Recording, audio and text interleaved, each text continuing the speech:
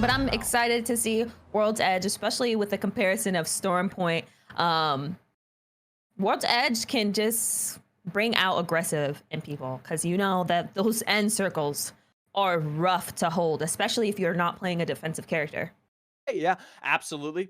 World's Edge being the more practiced of the maps here for any one of our competitors today. Mhm, Obviously, when we get into Stormpoint, we start talking about a little bit of the chaos that comes alongside that map. But those who have really been competing and playing through all of these kind of sub tournaments for the extended period here will have more of an effective role going on to World's Edge because I mean, it's really just a time difference.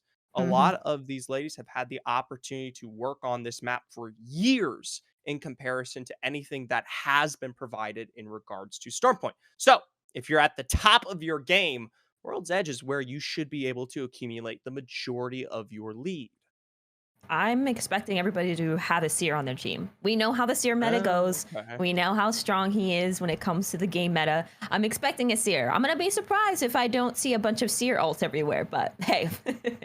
Yeah, a few habitats here and there, as well as obviously things like the Horizon, the Valkyrie still finding its way happily into the middle. But even yes, some of those defensive legends that you were bringing up here only moments ago, like the Watson in Newcastle, very, very much so, still in the meta here, and especially on the World's Edge. Just to update you guys, obviously we had a bit of an issue regarding some of the players in our lobby, so we're trying to keep this one moving forward, get them back in there before we jump into our game one. Sleep. All right. We are officially back on to game one here. I was about to take some time to talk about our players that we had a second, but nope. We're on World's Edge officially here for our first game of the day. Mhm. I'm ready. It's going to be on World's Edge. I'm sure everybody's going to be having a POI to themselves. So hopefully everybody will get some loot to themselves. Yeah, I mean, the big question here is if they will have a POI to themselves. I know teams obviously call out their drop spots before we kind of get into the game, but that doesn't change the fact that some of the earlier ones can have those 50-50s right Mhm. off the bat. And that's where some of our teams who don't have a lot of the, we'll say, information completely out and within control might find themselves in a bit of a skirmish. And obviously then that comes back to RNG, who got the better loot. Exactly. And sharing a POI like that is kind of risky. Do you want to share it? Do you not want to share it? Exactly. And then kind of, scurrying off, not getting that loot, kind of might mess up Extended heavy you mag for the here. rest of the Level game 2. because you might run into another team or another team.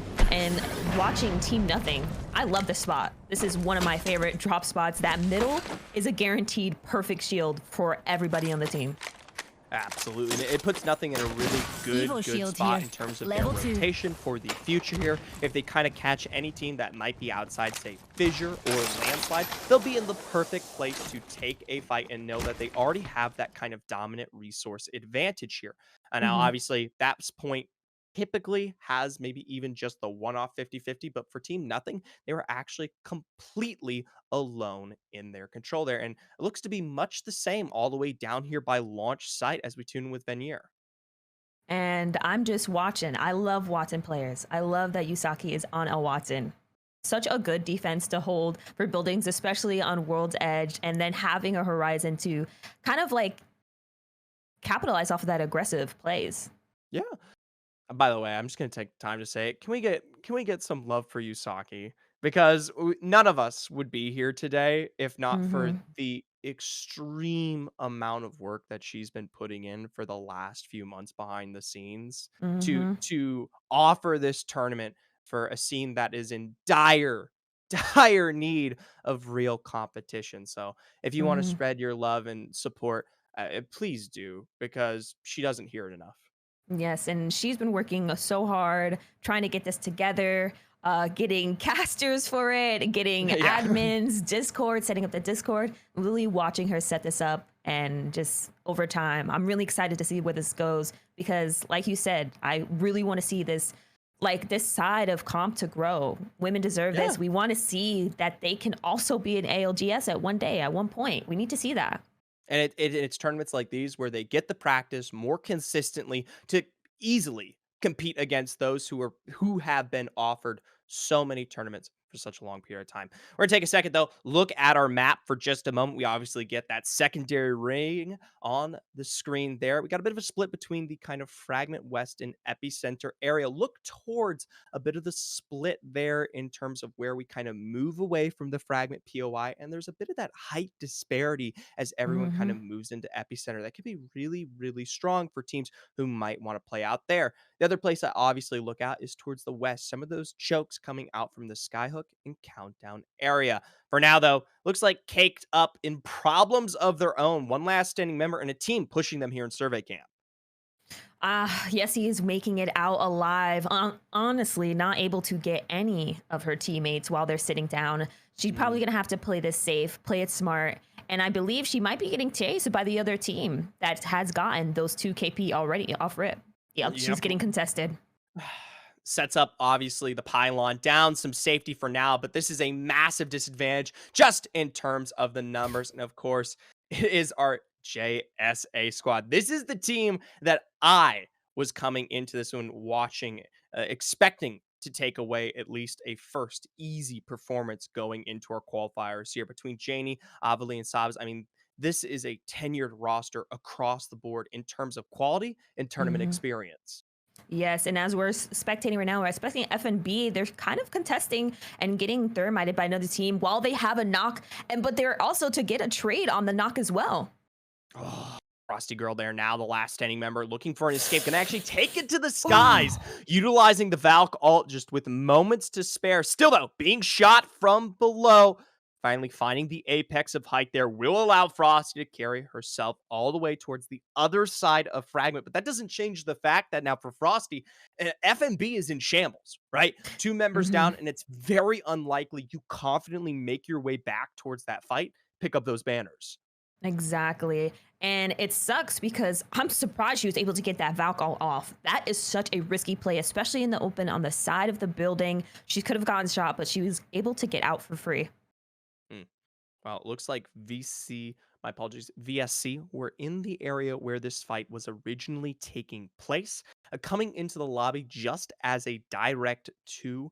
Uh, we did get the opportunity to see a little bit of Maya in the Stars in a Jar tournament. Didn't quite place at the very tippity top, but had some moments of success there. So definitely watching. It is a bit of a shame though that just bare minimum, this team is kind of at a disadvantage just due to the Mhm. lack of a third. I'm hoping they do have a third. I'm not 100% sure, but I'm hoping they do only because of disconnect issues. But yeah, this is going to be rough knowing that this is going to be where the circle ends up. It's do they stay there? And sometimes when you play that too early, you might get caught out. Ooh. Venier here starting to put some pressure back down at the train line. They are getting pushed back. Obviously, they're going to pull for the redeploy here. Shiro taking to the skies for now. This will allow them to move all the way forward, hopefully there towards Harvester, where they're going to be able to set up and turn on this squad that was gatekeeping them. Um, and then we're watching, spectating the team right now. They're getting in, rotating in for free, realizing they don't want to fight anybody right now. They just want to hold, kind of just set up. It looks like that team is going to contest. They are at half health, so they have to kind of reset, make sure they reset on time because it looks like that team is whining to want to be aggressive on that and push up. Yeah, kind of come down there from the train line and start moving across. Maybe have the balloon on their backside if they just want to go for that rotation, take it even further and continue to gatekeep the Veneer squad. But for Mochi, just slowly inching across the plains here. Samurai Sky's got to be extremely careful there. And you can see with those shots being taken, she's going to utilize the portal for now. But now back up on the height, it looks like the Mochi team will be fine. And that was a very good escape on her part, especially if she was not playing a character like that. She would not have gotten out for That'd be free it. and would have gotten knocked. But just spectating all the teams right now, it seems like everybody's kind of struggling on like shields right now. I think I've seen maybe a one or two purples. It's a lot of whites and a lot of blues across the board. So I'm thinking that a lot of people are going to play a little passive to get that loot that they need, kind of craft up, get looted up a little bit, and try to make that rotation into fragment. Yeah, I mean, it's tough. You don't really see the exposure towards purple or reds this early on unless you're a team that is super aggressive, that is kind of Hmm. landing those very, very successful fights. Speaking of fights, we tune in with the aptly named mommies looking to punish someone below, just came in with the redeploy for now. They don't want to drop. keep control of this high ground to throw themselves into the direct epicenter area is giving away a lot of this position right here, which can be very good for controlling any late rotations out of fragment. If a team is finally starting to work their way towards the north, where this circle is very likely polling, it's free range for mommies. Exactly. And if you hold it, just backtracking on what you said, holding this hill is going to be really good for them because they can just slide down and kind of wait last minute to walk into the ring. And you able to see every POI. There is a lot of cover, a lot of vantages on a lot of things. They just have to be careful of that hill from behind them that anybody can sneak up at any point. Right. And that's why we didn't see them go for that push there. But now, even still, Lovely Puff, sorry, taking angles on the side here, starting to look for some damage. Obviously, we get another look at that ring for just a moment. It is going to be pulling even further towards the epicenter area for now. We'll have to see if that carries more directly towards this POI. This team obviously in a good position for themselves right now. Not great analysis on exactly where this secondary roster ended up from their rotation. As you can see, Lovely not quite finding it there. hmm And I'm kind of worried about this end circle. This is rough, especially if you're not playing that survey camp side. It's going to be rough kind of rotating in, but it looks like the team mommies is kind of seeing somebody rotate in from the Mm-hmm. storm. Are they going to be able to push that? Do they want to? Do they want to give up their high ground? This is kind of a peak thing, you know? Don't let them know that you're there. Yeah, I was about to say for the next like 4 minutes, that's a very valuable spot to be. There's no hmm reason to give it up until the zone forces you to make your way out from it. With Venier, once again, they're setting up in a building here across. Team Nothing looks like they lost one. We just saw Strawberry picking up a kill somewhere a distance away, but it looks like that fight didn't end up working out effectively there. And I'm surprised I mean, there's such a large separation. Strawberry's all the way up there towards what I believe is kind of just short of survey camp. So somehow, some way, whoever was there didn't quite get the drop on them. Ooh,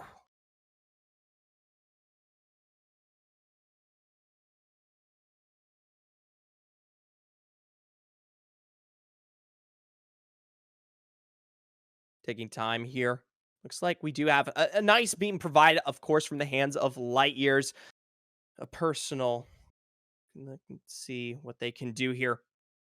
Obviously, holding out on this high ground can be very strong, but at the end of the day, they don't have any kind of exposure for in terms of defensive legends, right? So one bad catch could potentially be the end. Now they do have some high mobility in the combination of that Wraith Horizon combo, which could allow them to have a more effective rotation, given the fact we might see shim shots land here. Looks like JSA trying to see if they can start lining this one up, find the drops where they can. They are a bit of a distance. It looks like I might be going crazy, but I think a drop ship over there all the way by Storm Building. But there you go, Avely already starting to try to find something with the G7. Everything is working.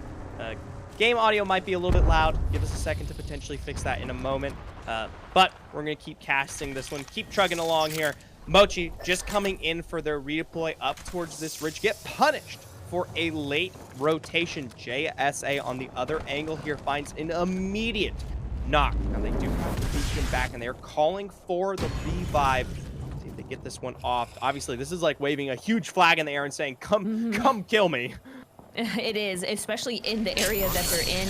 I'm hoping that she'll be able to come back, reset, get the loot that they need. They just need to protect her while she comes in and gets everything back.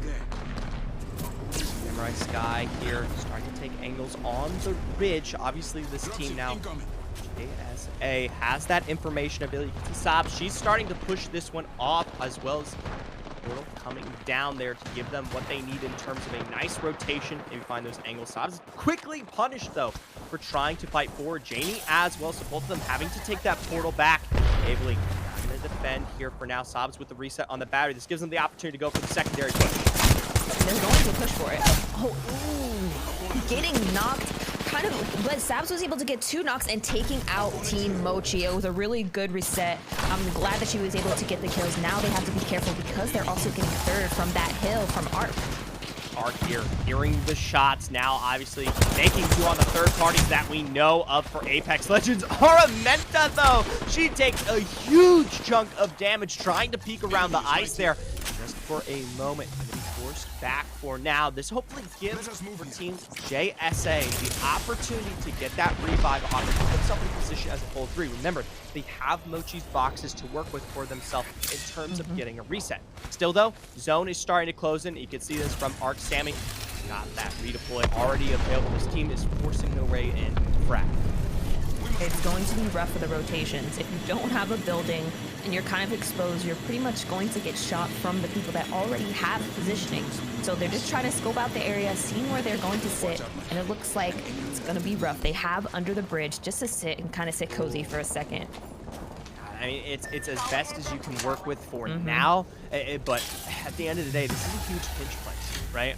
Teams on both sides here on the building that you currently see Sammy and Piku, and then the one across will collapse on you. For Sammy and Piku, I like the fact that they're trying to push more directly towards this western building.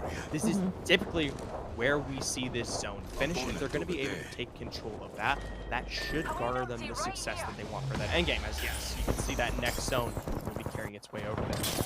And we have 10 squads left. Not all squads are full, and honestly, Sirens is out, unfortunately, with Sabs and Janie's team just taking them out. And we're looking at Nessie's team, looking to kind of contest this and kind of look at them. They are in a bad spot from that team that they're looking at. They're sitting at the bottom. They all are going to get pinched from the team that's sitting in like that tunnel area right as well.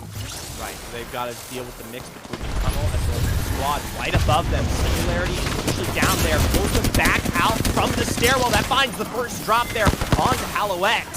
Looking for the rest of the two. Looks like they've put themselves below. For now, the Nox Gas Grenade is just ticking. Lock Nessies has to move here. There is no time to heal at this point. A med kit coming in super late there.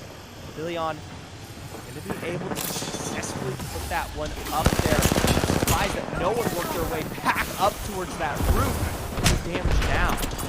Caustic is Deli. Oh, this is getting the knock. Macaroni gets a knock on Livian. And now we have one person up on Eden. Arc is willing to get that. They're going to play aggressive. Sammy's getting it. Oh, she's almost getting knocked as well. They have 2 cracks. She gets the knock on Mighty Macaroni. And I believe that she's also out. There's still 2 other people in the building. I believe there's 3 teams sitting in here. This is a third party. Arc was that squad that you talked about from underneath the bridge, and they see these shots and they say, oh, this is the perfect opportunity to kind of clean this one up. And instead, they lose out on both Pico and Sammy. Now for Aramenta, she'll fall as well. 4 Funsies here on the opposite side within this building that has been gatekeeping as well. The teams that were just above have now worked their way onto this concrete on the other angle. 4 Funsies, though, very lucky. This bridge is being closed off from the other side. They will not have to worry about a team coming through from the low ground. Mommy's eliminated. Down to our 6 squads remaining. And they're not full teams. We just have to remember that a lot of them are playing as duos. I believe there might be a solo, but she has the Mastiff. That is one weapon I am scared of. She takes the logo Q, getting out for free, but she gets into another team, and also she cracks as well. Ooh! But before she goes down, she is successfully able to pick up 1 additional kill. That puts them potentially a little bit higher on that leaderboard for later. JSA, this has been on fire! Literally the entire game there. Ably from afar, a drop on the Cat. Several shots from that G7 Scout make short work of this team on the interior of the building. This is the perfect opportunity now for JSA to find their way inside, finish the job. And she gets, look at the tracking on Sabs. She decides to queue out. It's not a smart fight to be pushing right now, especially with the Horizon ult. Team Nothing seems to be out of the game, but we watch JSA kind of controlling that area, trying to get some picks off of the people that are inside the building, but have to worry about that Seer ult that's right next to them. They have 2 team ups. Yeah, they have to worry about this third party. Obviously, they have the information regarding this squad directly below them. They've expended so many resources, but within this market here, it's EOS currently holding this position. If JSA pushes too quickly into that smaller building, they're going to find themselves, we'll say, they're going to find some problems, right? This team will quickly come up from behind in third party. Looks like Colones is starting to move just on the outskirts of these buildings, trying to take some angles. JSA has moved in, and Sabs faces a drop here. That is going to be rough for them, because that team that's sitting in that building is going to have a perfect third party, and they might be able to win this, but it looks like they're able to reset with their teammate, and they're not going to get it all for free. that team, JSA team, is looking to contest, push, be aggressive. The Valve is in the air, honestly getting stunned. JD able to get to knock with the thermite grenade. Oh no, this is aggressive. There's a lot happening, and JSA is out by the. Okay, I was gonna say EOS is out. it should just be EOS. EOS EOS. taking the win there in game one. I mean, it happens exactly like we spell it, right? Yep. Polonas start taking that fight there against JSA. We have our Both of them Apex surprisingly champions. taking much more damage than I had expected. Obviously, Hmm. JSA was in the driver's seat for quite a long time there across that game, picking up a majority of the KP in our lobby. But they faced an early drop on their assault towards that building, and as a result, they were already at a numbers disadvantage. Of course, Janie gets a Hmm. nice return there as well to even things out versus a 2v2. But at the end of the day, we're talking about a complete run there from EOS having just strictly the full roster available on Hmm. the back end of the market. They come in late, clean everything up, and it's an easy win. Yep, they had the advantage, just like you said, playing that, waiting for that third party because JSA's team was at a disadvantage sitting in that spot. They were either going to get pushed or they have to push. It was either Right. or at that point. But it was a really good game, very aggressive. I'm sorry about the technical issues but we're should Yeah. be good now. I promise. Yeah. Hopefully, moving forward here, we won't have any of those bumps on the road ahead. But obviously, for our qualifiers and for this season as a whole here, it's a lot of tests as we get the Celestial Cup up and running here. As for us, though, on desk, we are going to be taking this one away towards a short break. And when we come back, game two, as we reintroduce World's Edge.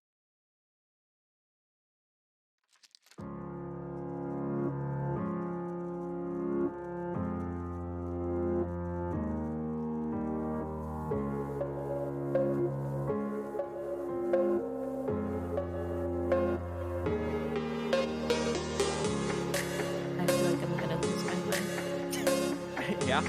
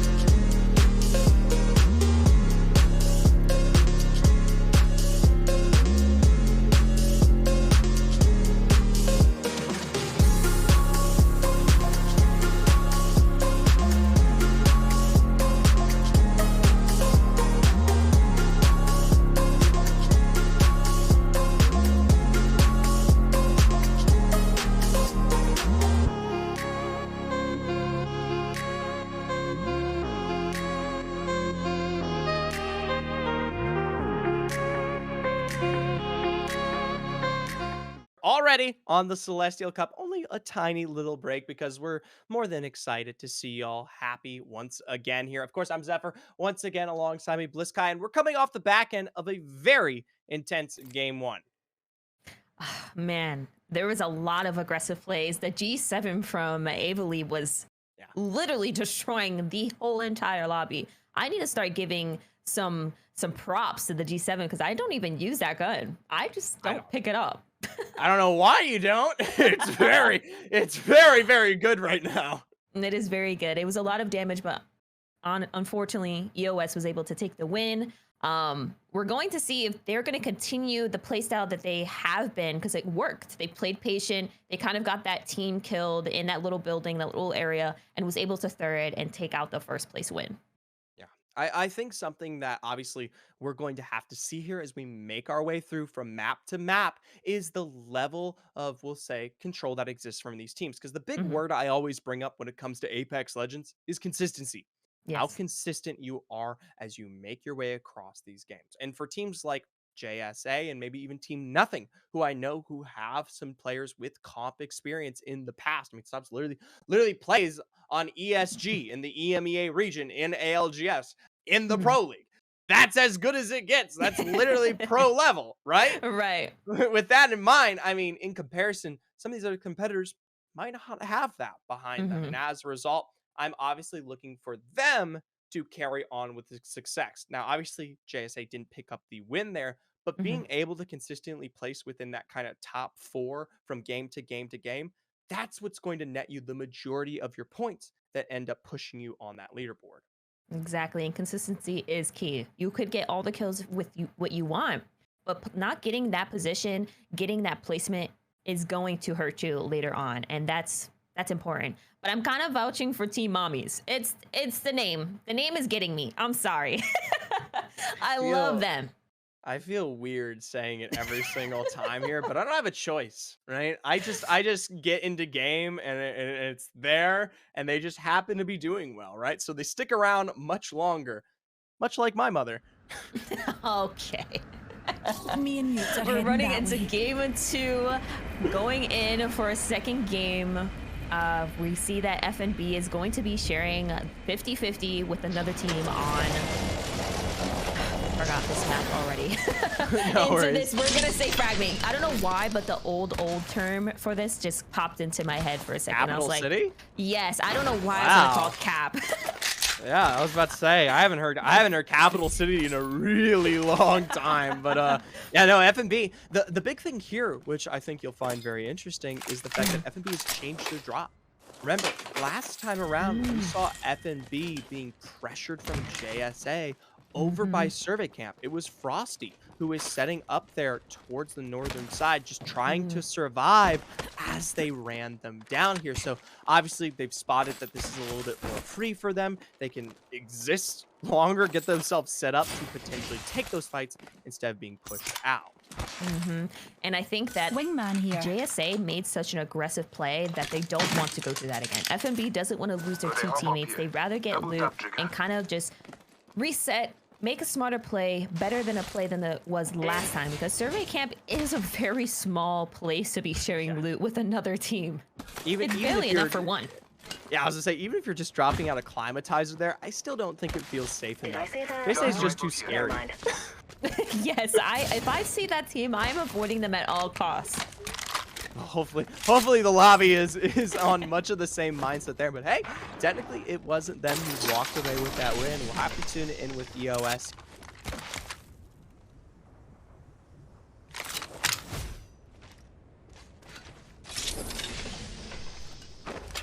Oh my, How does that an impact enemy. this next game? Because you can already see it there just a little bit on the minimap. We're making our way back up towards this northern area. That secondary circle is just cutting off the bottom of west there, right? I mean, that Right. means we're getting almost a deja vu scenario. Yeah, I believe this is going to be like kind of more up zone near Survey Camp. If I'm remembering correctly, it might be a zone like that. So they'll be able to be consistent again. And we're looking at FNB getting cracked, being able to get an armor swap, resetting with their team. They're realizing they don't want to push this. They don't want to look at this without each other. It's not a smart play right now. Tuning in with JSA. Or, they second or third last time? Second, I believe. Was it second? No, it was definitely second. Yeah, I'm sorry. We don't have leaderboards, so we do kind not of have have to go leaderboard. on memory. Yeah, and even if they placed second with their kills, they might have been first on the leaderboard. And trust me, we're working on that on the back end. But for JSA, they take the time to just kind of pull out of the Survey Camp area, start exploring the train line itself, getting themselves more than set up in terms of loot. They're going to pull back. They're now towards the crafter, get themselves even more secure in terms of the resources. As y'all can see there, though, on Flatline our here. map, this zone is looking very similar to My the thanks. last time around. Yes, though, you are correct. It does pull even further flame north, draws me catching this a bit way. of the Survey Camp area in play. But with this, right, like you said, consistency. They might be able to do the same thing that they did last time that worked for them. Because it's the same circle, same rotation. So it's just going to work out. Kind of JSA just relaxing, crafting, sitting back a little bit. And it looks like Siren's team is eliminated from the game, unfortunately. Jim can catch that one there. It looks like we are still facing some additional trades happening. Up over there. Just a moment for now. JSA, of course, crafting up here. In terms of the circle, I'll just say this. Now start setting it up. In terms of positioning where you Bogey here.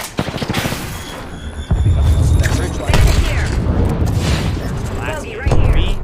VC, my apologies, VSC held in the no-name right now. They've already lost one. It looks like they're getting pinched. They are able to get a crack on the caustic, but they were getting knocked, and it looks like they're getting beamed from behind with an L-Star, and VSC is out of the game. Now we're back to for funsies. They're getting just that loot. They were able to set up for free. The caustic play was smart. Kind of just like setting up a caustic trap on both sides, just force them to be in this building. Kind of no escape. They're just sitting in there like, this is our death. This is what we have to deal with. It's likely that they were kind of sitting in the no-name area here, just looting, getting themselves set up, and then they faced a very, very early drop, and then back over here in launch site. You might be seeing something very, very similar taking place as Arc looking for their own progression here, coming around the end to find the first drop there onto LNW. They get scanned on the backside here. Another rack from both angles to finish the job here on this roster. And LNW is out of the game from Arc. Getting reset, getting all that loot. They look like they had fantastic loot. They might have hit Vault, honestly, because of the shields that they already have. They're kind of set up for the game, sitting with 2 KP. Helmet here. Level And I believe that was a Shield duo battery as here. well. That wasn't even a full squad. I believe, no, there was definitely 3. I think they just took out the initial one. Two. Very similar to that last fight we saw there in the no-name early on, and then they quickly cleaned it up. For EOS, our winners of last game, they're just finishing the job here on the FNB roster. And for Apollonis as well, they also face difficulties, eliminated all the way in 12th place. Remember, that was the team that was sitting there in the top 3 of game 1. They had that. They were sitting. There was a people that was also looking at the bridge team and able to get that building, but they were also eliminated by the JSA team. So unfortunate for them, but hopefully they can come out stronger in the next game. EOS obviously finishing up successful kills of their own. Going to take some time. Looks like they might have been kind of coming in to clean up a bit of a party there. We take a look, though, at our map once again. A nice read on exactly where the majority of our squads are. Looks like everyone happens to be directly in zone except for one squad taking their time on Big Mod. You got to be a little bit careful. Edge play is even more difficult in the current meta right now. And with the speed of these zones, you might be finding yourself expending way too many resources outside of zone. And especially with teams holding these chokes, makes it even harder. With Yoli, do we see she's sitting as a solo by herself at the top, so hopefully she will be able to survive that. JSA is looking to contest a team, breaking a shield on the Valk, also getting some cracks from Sabs. They're just contesting each other, getting that finish, making sure they get that KP. Getting another knock on Lovely Puff. They just need one more, and Mommies. Mommies. It does sound weird coming out of my mouth. Ammo here. Yeah, see the depressing mommy's noise you just made? That's weird. That's weird. Team Mommies. They named themselves, all right? That is true. That is true. I think we were set up. We were set up for that one. We've been set up.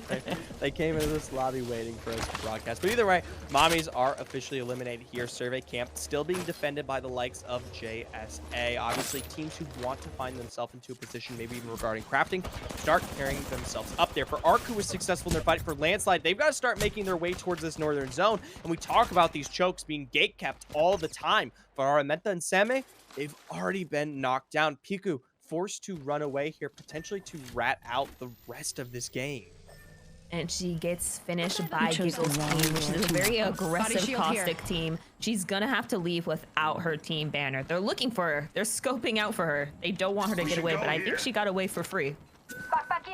And by the way, no seer on this composition list, so at the end of the day, they're not going to really have the opportunity. I mean, they don't even have scan legends. There's no recall available on this squad. This is a team that is supposed to be, well, setting up for specifically in that zone and holding out God spots. That's what that Watson and Caustic do very, very well. So for Flower Power, as much as I like them trying to finish the job, chase this one out, it's very likely that you have left little to no time to get these banners. Even if the revive comes through, a plethora of squads will be putting down damage on their own angles. Looks like for Flower Power, though, a bit of shots from the landslide area. This is likely going to start pushing them back towards at least the road ahead.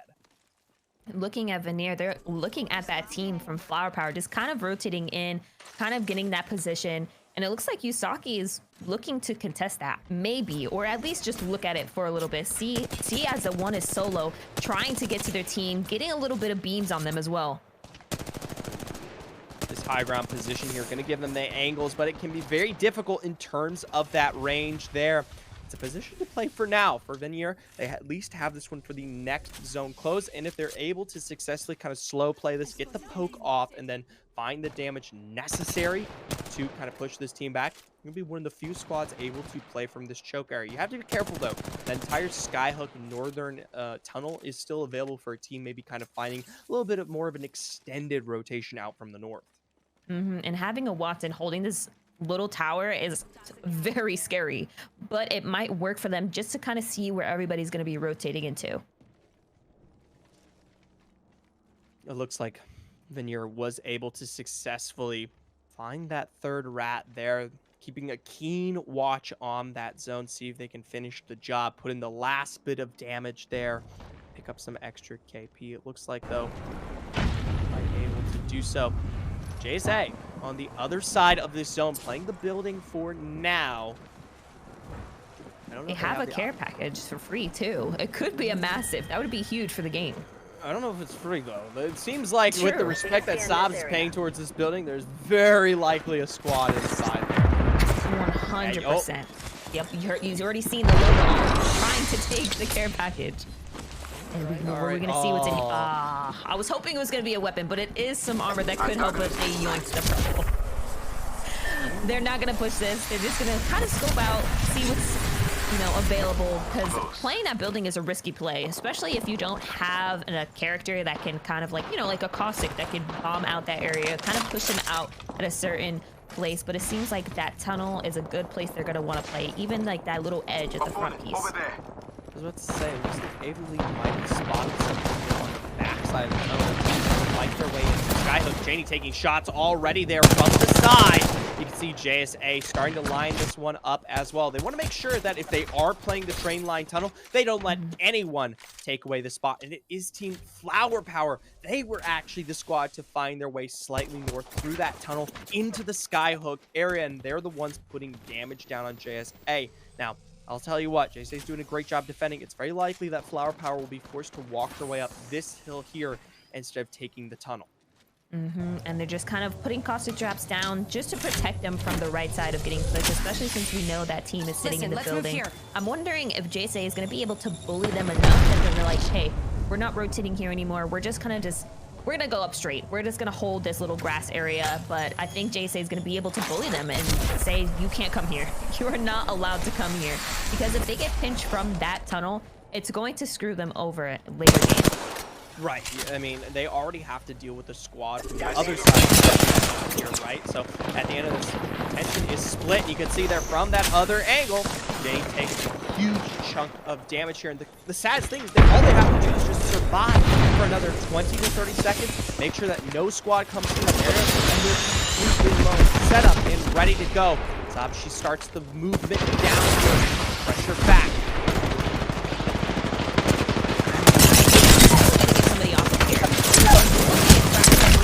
Was knocked on Hemi and get another knock on Haley's. They just picked up his out. That was so fast, but they have to make sure that Flower Power did not get that spot while they decided to push that. It looks like they're just gonna have to rotate in from the left side, but they are getting pinched from another team. And they're gonna get pinched from Flower Power. I'm kind of scared and nervous about their rotation because we can see Giggle, they decided not to take that tunnel. They just decided to go in the grass. So honestly, their team is walking in for free. I'm surprised. That would have been a great fight to take for a third party. Yeah, I think Flower Power could have maybe more aggressively taken this position. And obviously, JSA was not very successful in terms of taking that fight. I mean, they were very, very low at the back end. It could have been a quick wipe. For now, though, this is still not the best position for JSA. It's just one that offers better opportunities. You can see them already taking advantage of that one, starting to move out here directly towards the east, trying to rotate around these squads, play the hard edge of this zone. And whoever is in that building, I didn't get to see fully who was in that building, has the best positioning right now. And they don't have to fight anybody. They can just play for their best positioning. And it looks like JSA is looking to fight Team Mochi while they're sitting on this, in this 2 in truck and then 1 outside trying to hold positioning for them. This spot right here can be really, really good. If we talk about edge play, this is where you want to be in terms of that next zone for it. Ordnance is down. Samurai Sky low. JSA already started to move forward here, but that habitat is giving away position. Ably is dropped. Officially now a 2v3 scenario. Janie with a return of her own, though, with the PK on KB Duck. Samurai Sky once again finding the damage necessary to push JSA back, and now JSA down officially to just 1 remaining member. Yes, they could go for the banners, but it's very unlikely that they're going to be able to pull off those revives this late. And the beam from that team was insane. The R3, honestly, almost one-clipping Avely. And then Janie was able to get the trade, but then was also knocked out. And then it looks like we have Mochi out of the game. EOS, are they able to get a first place? They have a really good positioning on mountain right now, just on that kind of like rock, just scoping out the area. It's good high ground there. They hear the shots that were being exchanged between these 2 squads. Mochi there gets cleaned up as a result. Now you can see Miss Exodia finding JSA. Sobs caught from behind the rock, taking us down now to 5 remaining.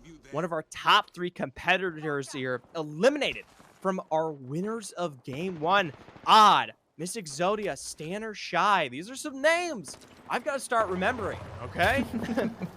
Keep me to it.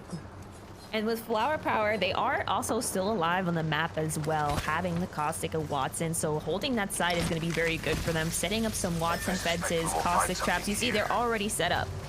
Yep. It's just that team that's inside the building. I think they might be able to take the win, but it's going to be risky because at some point they're going to have to get out the building. I find it surprising that a lot of attention's being extended towards the zone there. It looks like for EOS, they pick up another squad. Hustling Honeys are officially eliminated, so it's now down to EOS, Venier, Flower Power, and of course, this team on the interior of this building that have been there for so long, but not for long on this zone. They will be officially forced to move. This is a really scary area to be holding because you can get peeked from the people inside the building. Flower Power sitting on that rocks, and you have EOS holding that train side, and you just have to hold positioning. They kind of just, you know, using the beacon for a cover, kind of like, it's very good to use because people think that you have to get a res, but as you can tell, it's all full 3 squads, so they can hold it for positioning, kind of peek out, use it as a little head peek, and just seeing where this team's gonna go. That team in the building is going to have to leave, but they might get pinched from the team that's sitting behind them in the rock as well. Venier could come through from the backside, finish the job here for Flower Power, though they're very dominantly in this God spot. I think their focus has to be potentially more towards EOS. We haven't heard hide nor hair from them for quite some time here, and they have the perfect opportunity to play this one a little bit slower, start working their way up towards that train line, especially if they find some damage. Target spotted. Dopey here. Just a second. Just kind of playing patient. Everybody's just playing positioning, trying to see who they can take out. The EOS is definitely going to be pushing Flower Power. This is probably the best positioning that they want to get in the game. Everybody's bound to get pinched. The team near the building is going to get pinched. Flower Power is going to get pinched. It can be anybody's game on how they play it and how they rotate in. Target spotted. You can see EOS slowly slinking their way forward. It's that northern side. A Singularity is thrown out there, but it's not going to catch anyone. A quick read on to Miss Dopey, and for Flower Power, they're going to quickly start to assume position on that train line, put shots back down on EOS. Stanner Shy, Miss Exodia very quickly punished, and now the zone, they are forced to move. That zone is taking a lot of damage. They've gotten knocked by Miss Dopey. Miss Dopey is able to get the KP, finishing them off. Also knocking Exodia out of the game with Odd left, kind of getting some peaks. They just have to get into the ring because that damage on the Storm is insane and it will hurt. You see that she didn't make it in. She has to play that rock right there. and just kind of hide out. They want that positioning. They don't want to give up, but it looks like Flower Power is looking for that. Is eliminated, but it's at the hand there. Venier from afar, and Sepultus to find that drop. Quick revives coming out here. It's up to Giggle Autumn to find a response here to put damage back. Venier can't actually push anywhere. It looks like this building was just barely still allowed to be in zone. So the squad likely still inside it. Venier takes the high ground as a result, and with his angle, shot on US. I'll tell you what, with this next zone closing in just about 30 seconds, these two teams will be forced to fight each other. And Venier, if they don't make moves now, it's very likely that they come from behind and clean them up, just like that with Shiro. I'm nervous. This team that's in the building is going to get pinched. But Venier getting grabbed on Shiro. Looks like the team also was able to get knocked from, I believe it was Flower. Nope, it was definitely a different team. And we're spectating Flower Power now, able to get the cracked on Yusaki, gets the knock, and just has to get the other person. Also, look at the beam on the flat line. Oh. Flower Taking Power Venier playing out. that so well there. And for the problem with Venier is they tried to make that move. They had to just full send on EOS. As a result, they were quickly punished for holding. And now for Funsies, forced outside for the first time ever. And the right hand of Flower Power have been set up here for such a long period. They go on a very quickly Prowler knock. 2 members remaining. And look at them. They're in such a level control. Angles on the side. Adam and Miss Dopey rotating. Another knockdown and one final member to make Flower Power your champions of game 2. Flower Power has played that so well on positioning. Using that caustic ult was able to kind of push them out of that little blue bin that they were using for cover and able to get them the first place positioning.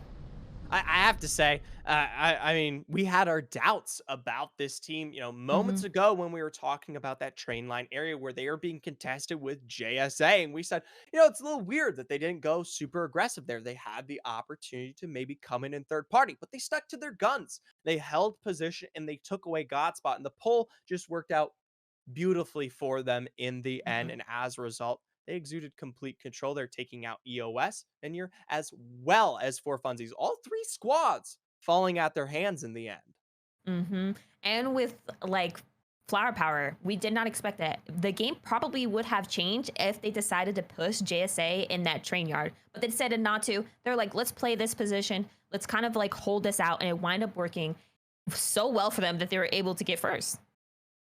Well, congratulations to Flower Power. They're likely to push them even further up the board. We know for a fact, though, that EOS was able to sustain for quite a long period as well. We've got the leaderboards on the back end here, and obviously we'll try to get them to you as quick as we can once we get that information. As for us here on Desk, we're going to be throwing this one to a break, and when we come back, our final game on World's Edge.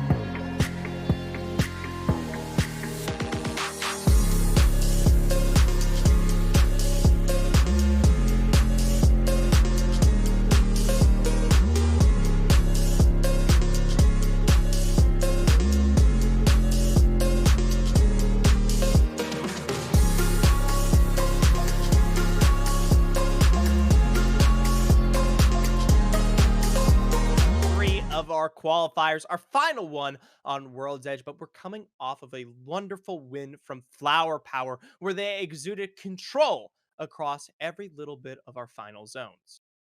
And I was looking at the screenshot earlier. They were able to manage to get 10 kills in that lobby and secure first place. Is that not crazy? I'm pretty sure most of those kills literally came from all of their fights there at the end.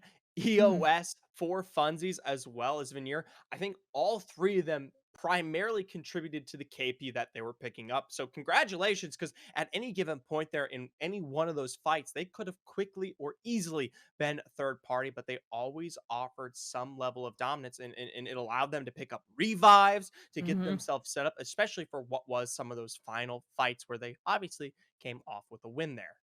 mhm. And with EOS, they were able to manage to get 8 kills as well. So there was a lot of high kill games in here. So we can beat anybody's game, especially getting the kills and placement, because we're looking at EOS being, I think, the most consistent team that we've seen so far.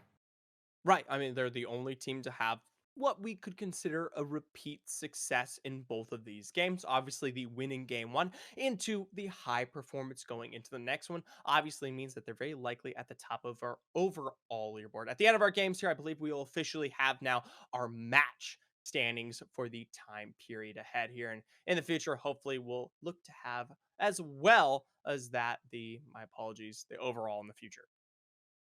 And then we're going to be going into game 3 soon. But how did you feel about the last game? What were you thinking? I mean, I was thinking we saw some really incredible control there. Obviously, not just from Flower Power, but Ms. Dopey especially, right? Mm. Obviously, I sat there and said, "Don't let me forget Ms. Exodia Odd, of course, from EOS." But obviously, that Mhm, wasn't the appropriate ladies to be looking at coming off the back end of that game and even make it any further, which it really shouldn't be that surprising.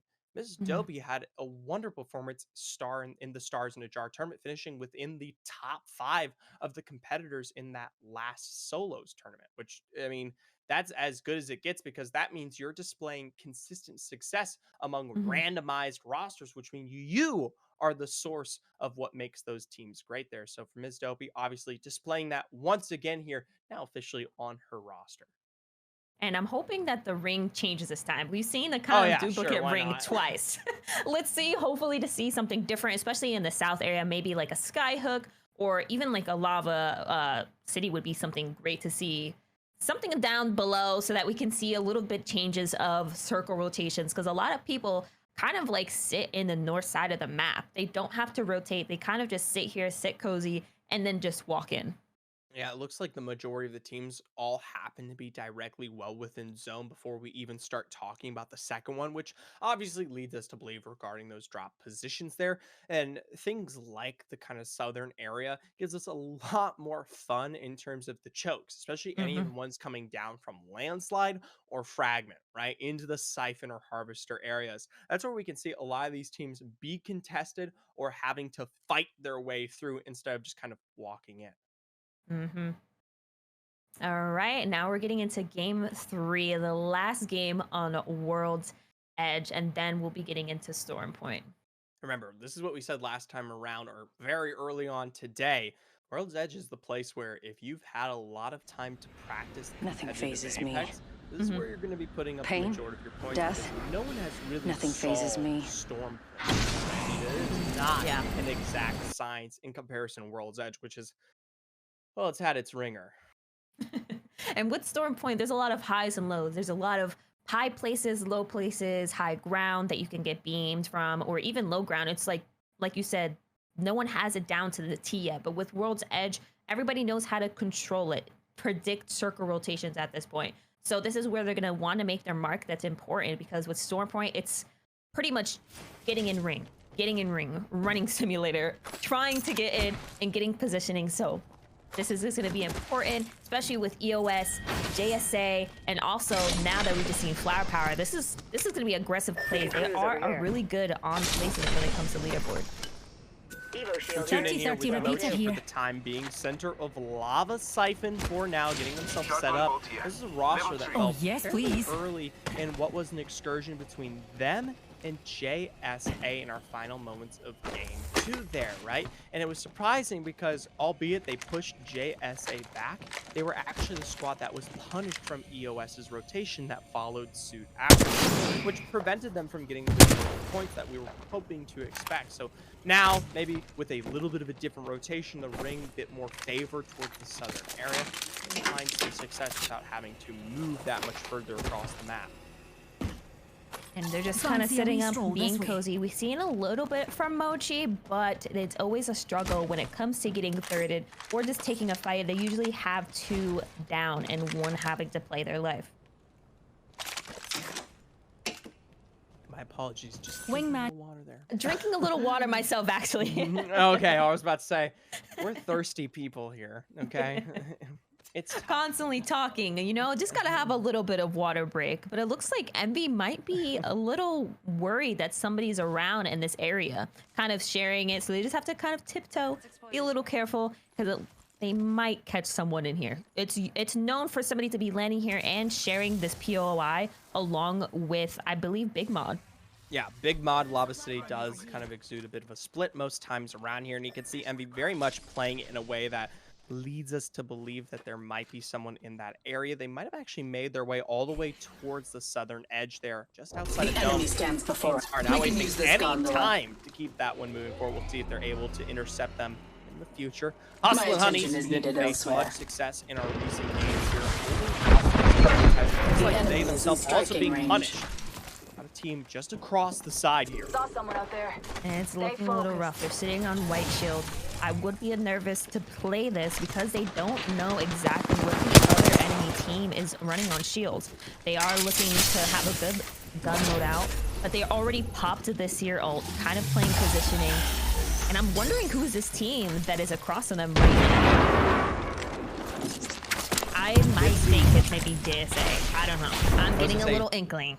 Yeah, I was gonna say, JSA does have that rotation outside of Survey Camp, and they could have made a very, very wide walk here to fight their way in, trying to rotate towards the side of this building to follow up on Angel's side there. They find a source of damage, though, from Mimi. They put pressure back, and it's not JSA. Instead, Gashu, who faces first drops there, but not before they find one of their own, Mighty Macaroni. It's the Mommy's roster with their own trip out of Survey Camp. And they're gonna go push this a little bit. They gotta reset. Lovely Pup was able to get the med kit off. Mommy's in the high ground. You already see that Storm is already kind of closing in. You already know how much damage that does, so they want to get rid of this fight fast, or they're gonna be looking low up here and not being able to rotate in because of the lack of heals. I was about to say, it's not even just a resource thing. You try to fight this one out here, and you're always going to be in a bit of an issue in terms of that zone damage.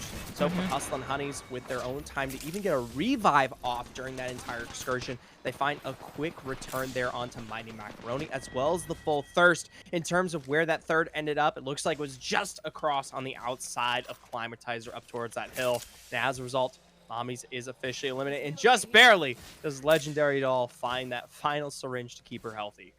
It is going to be so rough to get into there because you know how much damage it does. Now we're looking at Nessie's team. They're also looking a little rough as well with 2 cracks on their team, looking to fight a team as well. It looks like the enemy team has better shields than they do, so they kind of want to reset, play together. I'm wondering if this is going to be a team that they should be fighting, or if she can test this because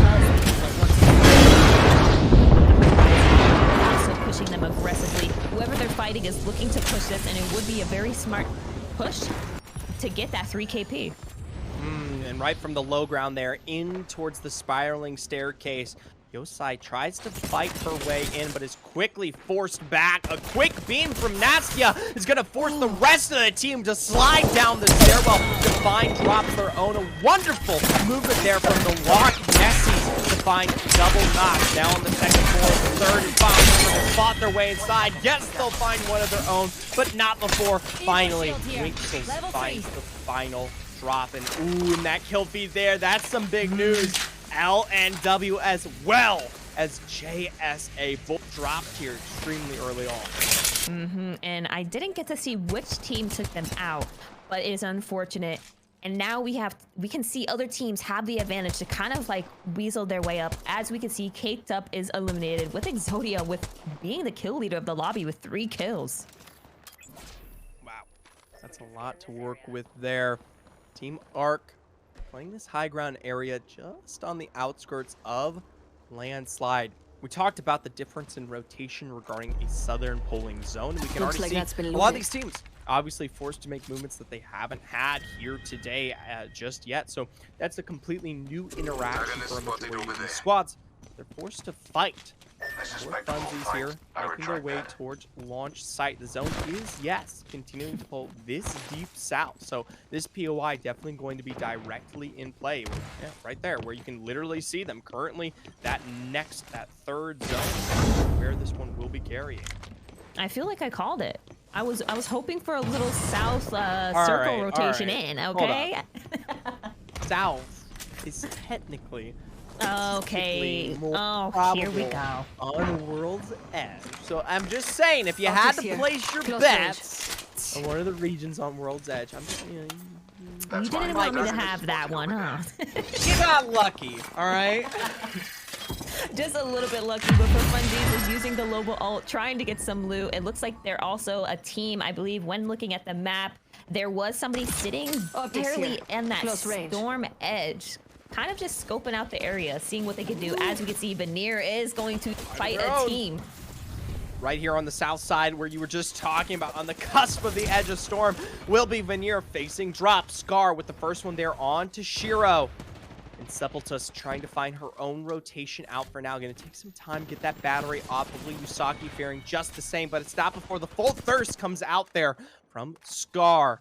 Veneer going to force to make their way back towards this side building and launch site, but they might be losing Yusaki in the process, and Sepultus has to turn around, put damage back. And they were able to get Yusaki's down, but she was able to get Beam with the flatline, but she is not getting out of this for free. Veneer is out of the game. Envy getting their KP, and for Funsies is looking to third this. This is such a smart push. They are able to get a crack and knock on Scar. The timing there from poor Funsies was just so perfect. This is exactly what we need to receive across all of the lines here. 2 drops found, 1 more to go. Kino trying to find her way towards the exit of this building to collapse on the final member here. Trying to source this one out. I mean, they gotta see her. Should be able to find it in just a moment. For now, though, they take the full to thirst. There might be another team else. I was gonna say, that might be, yeah, no, you're right. That is an entire alternative squad who has also arrived.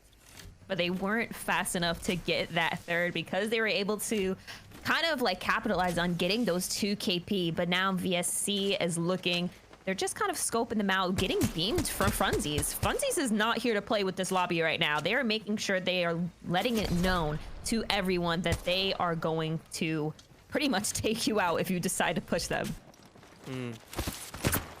We'll see how they end up surviving there as now more teams start setting themselves up within the launch site area, given their zone pull.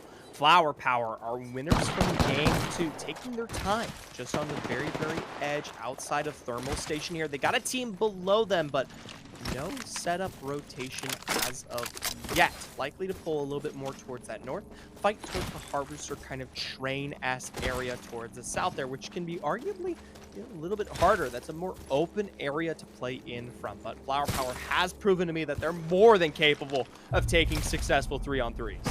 Now they're just kind of rotating in, and we're looking at 11 squads left, not full teams. Some people sitting as duos, as we can see with Envy. She's sitting as a solo, not able to get her team's banner. Wait, how the heck did Envy? I have no idea. Specifically, Renee, how the heck did she make it all the way over here? The last time we saw her, she was taking the third party at the hands of that rotation from 4 Funsies in launch site. This is an entire POI, the other side of the zone. Somehow no one in the entire rotation was able to find her. I mean, congratulations there. You deserve whatever spot you have found for now. Plus Honey's taking damage. Flower Power, this is likely them. I'm kind of nervous. Angel Sai getting cracked, has to reset in the building. Kind of, they need to hold that door because if we do call that this is Flower Bowers above them, they're looking to push, but it looks like they're not. They're kind of just rotating off. They're not going to push that. They're just looking at it. Ooh, That's I not don't even, that's a know. whole completely different team. That's not even Flower Powers, because they having that high ground just looking at the team that's trying to push them inside the building. It's likely that this team that was going to push has now been forced back here because of this third party from Flower Power, right? Taking their own angles. And look at the split that they have set up. You have Dopey and Giggle on the other side towards Harvester. Both sides of these doorways are completely in Flower Power's control. And at any given point, oh, I mean, you said it yourself. We're waiting for Giggle. She's going to find her way forward, drop down some of that gas, and then this becomes a bigger problem for any one of these squads. And I'm kind of nervous for how split they are, because we just seen that she was also getting shot from somebody from behind, but she is full-blown confident that she can hold this and kind of like push the people that are inside that building. She's determined to take them out. That portal is set up for a very easy escape. Just at any given point, a nice crack is found there, trying to find it out towards the other doorway. That does give them the drop she needs. One more will do it in there, and what a beautiful exchange! Played that so well. Was confident. Good. She literally played that as if she was by herself as a solo and was able to get cracks, kind of communicating to her team that, hey, you need to push this other side of the building because I'm going to push in. I was going to say, I don't even think she needed her team there at that point. I mean, she was finding drops of her own, a 2v1 scenario there. Well, for now, I mean, they're going to be able to play off some of that loot, but that doesn't change the fact that they've got a little bit of a western rotation towards the Siphon area. Loch Nessie's also in one movement of their own here. It seems like they found a squad hiding within this building. I wonder if it's still VSC. They're just kind of looking. I'd be kind of surprised if VSC is still sitting here, kind of just scoping out. But it could work because they have that rotation that's just sitting there. They don't have to do much walking, much running. They can just play the rocks, kind of play near the lava side. Looks like there's a team still holding that central building in the launch site area. Meanwhile, towards Siphon itself, down here towards the geysers, EOS in a fight of their own. Is Exotic gonna face drops, but not before the rest of her squad finds what they need onto Piku. Now the rest of that team starting to work their way in. Odd has that habitat down, so this is giving them all the information they need on these peaks, and as a result, Arc face their end. That 9 damage on that PK hurt my heart. That was excruciating to see, but they were able to get the KP reset, and EOS is just, they still found it, they still got it, and I'm just very happy with how the way they're playing, because they are just playing so consistent that it's working for them, and they are able to rotate and get that KP. But we're now looking at Team Nothing that has a very good spot for this last ring. Interior of the lava siphon building here. This one, it can be a very nice spot in terms of high ground pull, but typically the zone works its way a little bit further south. Keep that in mind as we start talking about zone 6 in the future. For Team Nothing, though, they have to defend against this squad no matter. Pushing up from the other angle, looking at our kill feed. Envy, our rat, was officially eliminated. Potentially this one to follow suit here. Just moments to go. Everybody's just playing patience. We have 8 squads left. Nessie's just kind of holding this. It looks like a team This might... is rough. Right. This area is kind of rough because they either have to go to the left side in that building and kind of hold it, or they're going to have to rotate from the right side in the open and being seen by the whole lobby. And either that or they take to the balloon and just kind of try to play the gambling game. For Loch Nessie's, they opt to go towards the open, which can arguably be a bit more dangerous. But if this building right up ahead isn't taken, or if they're successfully able to take it away from whomever is inside, it can be a wonderful spot in terms of zone 6. It looks like 4 Funsies are the team that took this one away, and they're only a 2-man. Little worried about them. They use the Seer ult to make sure they can get some info on the team that's trying to push them. Remember, they have a Caustic that has, I believe they were the one that just used their Caustic ult, using traps to kind of push them off, saying, hey, you're not getting this building. We kind of got this on our own, and it's going to be rough for them as a duo, a 2v3, to kind of fight this if they decide to contest, because they're not letting go. Nessie's is determined, like, hey, we might be able to get this, or we're gonna have to get that area. But it looks like a team is holding that rock already, so they either have to fight, push them out of this building, or kind of just play the outside while they play the inside and coexist. I wonder if Loch Nessies knows this is only a duo. They do not have any scan information, right? They don't have a Bloodhound. Right. They don't have a Seer.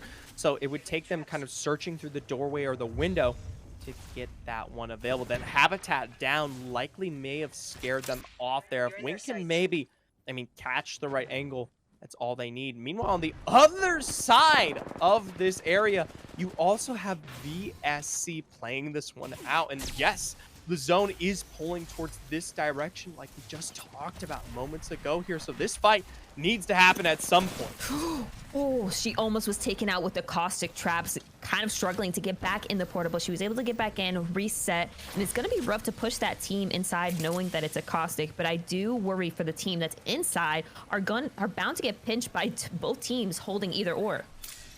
And at the end of the day, this is not the spot you want to be in, right? This building can provide safety, but in terms of Zone 6, the pull is on the outskirts, right?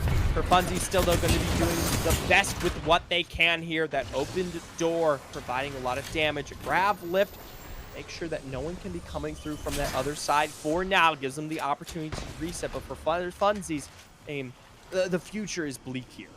It is, because just coming out of here is going to be rough. I'm going to be very surprised if they make it out alive, especially with how aggressive that team is, and then knowing that the other team is holding the other side.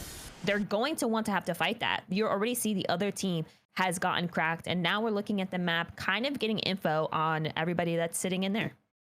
Looking on the other side of everything where no one has made their way out of Siphon, you have teams like EOS and Flower Power still sparing time of their own. Loch Nessies finally opens the door and provides the damage necessary to finish the job in turn with VSC as well. We got a bit of the damage there from that Q from Ash. Villion trying to take angles from above, but VSC finally pushed back as Wink finds that initial drop with the 301. And it looks like they're getting cracked by another team. The Wraith is outside trying to get the knock. Winks gets the knock, and VSC, sorry, I keep getting the letters mixed up, is out of the game, with Winks being the kill leader with 4 kills. Nessies was able to control that area and kind of dominate and get it as theirs. We talked about it for a while there. All they had to do was successfully take that interior for Funzi's fight, and then they had much more of the building to work with just due to their setup for all that time period. Meanwhile, as all these teams are forced to make their way out of Lava Siphon, we see names fly across our kill feed. Mochi, Flower Power, Eliminated, EOS fairly healthy in their own setup here. One of the 4 remaining squads, and of those 4, just 1 sustained rat left alive. EOS the furthest outside of our next zone pull. And EOS is kind of controlling this. They just finished a fight, and Nessies has that high ground that I would be worried about for EOS, but it's good for them because they get to see like what's going on. They have this little bridge to just manage. They don't have to worry about anybody just walking up on them. They just have to hold this, and they might be able to win this game based on the position that they're in. Looks like Loch Nessies have found a drop on one of those last remaining squads here. So even though it says there's 9 on the board there, it's very likely that there's much less. I believe Loch Nessies and EOS are the only 2 remaining squads as a full 3 left in the game here. And Loch Nessies, as we've just discussed, have such a great high ground level of control from this position. Team Nothing is eliminated with Light falling there in the end. Winks with the grab lift to put some angles out as Eden starts pushing from the other side. Ordnance is down, a grab lift as well. Loch Nessies have made their way in. They're trying to get this side position, able to get a little crack on look EOS. at that. Look at the close-up how damaged Exodia was able to get an armor swap, kind of reset while Shy is trying to get the bat off. They have to play this truck. It is very rough for them because they know that team is trying to play aggressive. They know they have to move to the left and kind of protect themselves. They get a crack. They get a knock on Eden as they try to make a capitalize on this fight with a Horizon ult. Singularly down, a grab lift as well to take them to the skies here. And Ms. Exodia from this other angle. All 3 members are back up in the zone. Will tick there. Wow. EOS are a full 3 in the face of a single remaining rat as they take their 2nd win in our qualifiers today. Wow. I am just baffled how EOS played that, knowing that they had the worst positioning. Playing that truck, they didn't have anything, but they were able to win. They wow, the beam on the R9 was insane. I'm not even surprised with how they're playing right now. We're talking about a single major double crack found on EOS in that moment. I was about sure it was done, right? We're talking just Hmm. a little more damage, and that would have been it. Loch Nessies had that one wrapped up, but they gave them too much time to recover there. And as a result for EOS, they were able to find a source of health, turn that one, get that immaculate knock, like you said, and then pick Hmm. up that win. As a result, they finish in first coming out of match 3. Of course, the 12 placement points, but Ooh, alongside that, wow. 16 kills to finish with 28 points total. This is a dangerous team. The fact that they were able to lock in 28 points in match 3 alone is highly impressive. Yeah, that is crazy, and it's very likely putting them at the very, very top of our overall standings here. Loch Nessies didn't finish that far behind themselves, of course, surviving for as long as they did there. There's like the Sirens, their single rat, as they actually finished second place coming out of that one, were able to put them all the way in the top 3 as well there. I'm just 16 kills is It's a insane lot. to see because they got way more kills than probably add to the lobby. They are feeling it. They're feeling their synergy. They're feeling everything right now. It's working. Whatever they're using as for comms or gameplay, it's working for the team. And especially since JSA was out early, it worked for them because we knew that they were also pretty high on the leaderboard itself. Who knows? Maybe we'll have to sit down and have a conversation with them at some point, figure out what's exactly tinkering behind the scenes there. As for us on the desk, we're going to have to carry ourselves behind the scenes as we make our way to Storm Point in just a second. Stick around.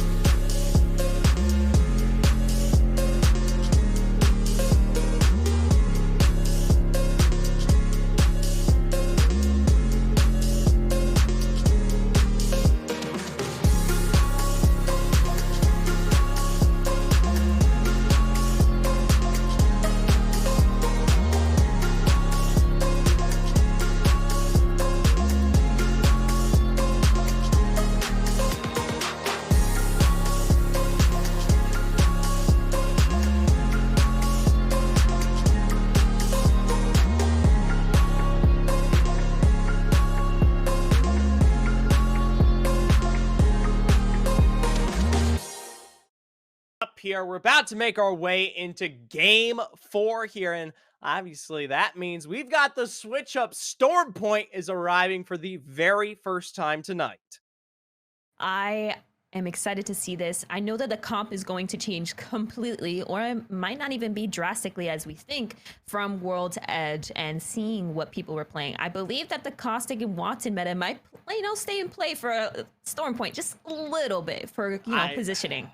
I don't know about that. If you're gonna run something defensive on Storm Point, it better be the Newcastle, or else we're gonna fight. I don't care who you are. I don't care where I'll be locked up and for how many years. It better be the Newcastle, okay? You are diminishing the quality of your composition if you're not running that legend right now. Newcastle is such a good person to play, a champ to play on Storm Point, especially with the new res, the wall. Playing positioning. It's just, are we gonna see like 100 Thieves play from ALGS where they did the Watson, the Newcastle meta? I don't know. I guess we're gonna have to see. Someone's got to switch it up for us. All right. I understand the Caustic on World's Edge. I get it. It still has a level of control, but I mean, Storm Point, the big thing that makes it so difficult is the fact that we're talking about such an open map here. Between POIs, you have so much space.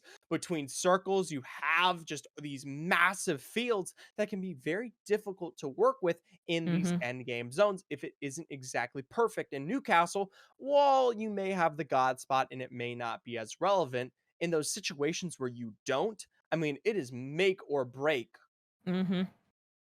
And especially with how the World's Edge game went. Some people are probably going to play a little bit more aggressive. They're probably going to change up their game style, but I'm hoping EOS doesn't, because whatever they're doing, it's working out. But now we're looking at the map, kind of seeing where everybody's going for game 4. I'd like to point out that Usaki came into chat and said Team Venier is running Seer. It's over at some point. I didn't see that, but you know what? I'll take her word for it. Right. And I feel like Seer is so strong, so viable. So I'm not even mad about people playing that's Seer. Good. That's good. I mean, a little late, 4 games in, but we work with it. Right, just a little comp change. It won't hurt right now. Yeah, feel free. If you're watching and, you're also competing, just give us the deets behind the scenes. Tell us what's really happening on your roster. And we see, looking at EOS, they're kind of just sitting at, what would you call this POI? This is kind of like a no-name for now, right? Cenote Cave. Oh, okay, what an interesting name. Cenote Cave? I've never heard of that one, I'm not gonna lie. And I played a little bit of comps, but What? Yeah, I've never heard of this one. I just heard cave, that's it. Really? Yeah. Well, first of all, I'm glad I'm the first person to ring it in, because there's a lot of people that might tell you it's Cenote Cave. Don't listen to them. They're wrong. It's Cenote. Well, at least I'm listening to you, especially being, such a pro at competitive play. Oh, yeah, that's right. I get all my names right. I dot my T's and I cross my I's. That's the way to do it.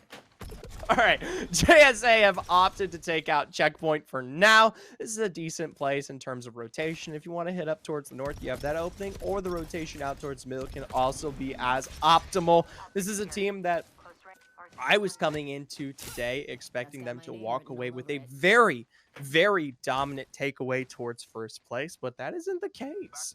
Right now, it's EOS who seems to be kind of running the show here coming into our qualifiers. So hoping that maybe the chaos that Storm Point has bring and the experience that players like Sabs and Avali will maybe potentially help them towards their pursuit towards a win.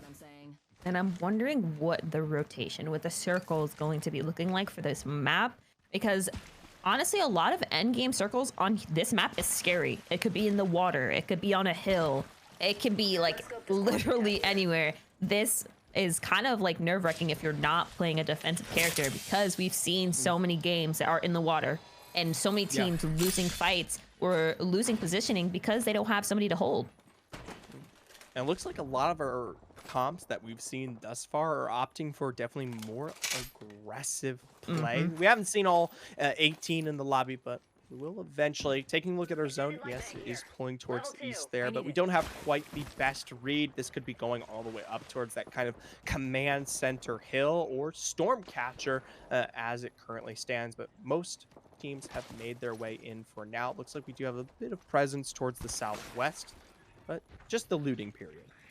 And now we're looking at Team Mommies, our infamous team that we love and adore so much. I don't know about you, but I'm not gonna play with that one.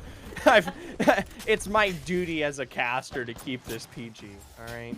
100%. But now we're looking at Sirens looking to fight a team that's sitting behind that. They're all looted on purple, but they do have a person that's kind of creeping up, trying to get a crack on one of them. But it looks like they got a knock on one of the Sirens, getting a beam on them as well, getting almost a trade. Ooh, they got that drop potentially, but they didn't get the quite aggressive push to follow there. For Sirens now, going to be having to defend from the interior of this building. A quick singularity will break that door and force the knock on the engine from behind.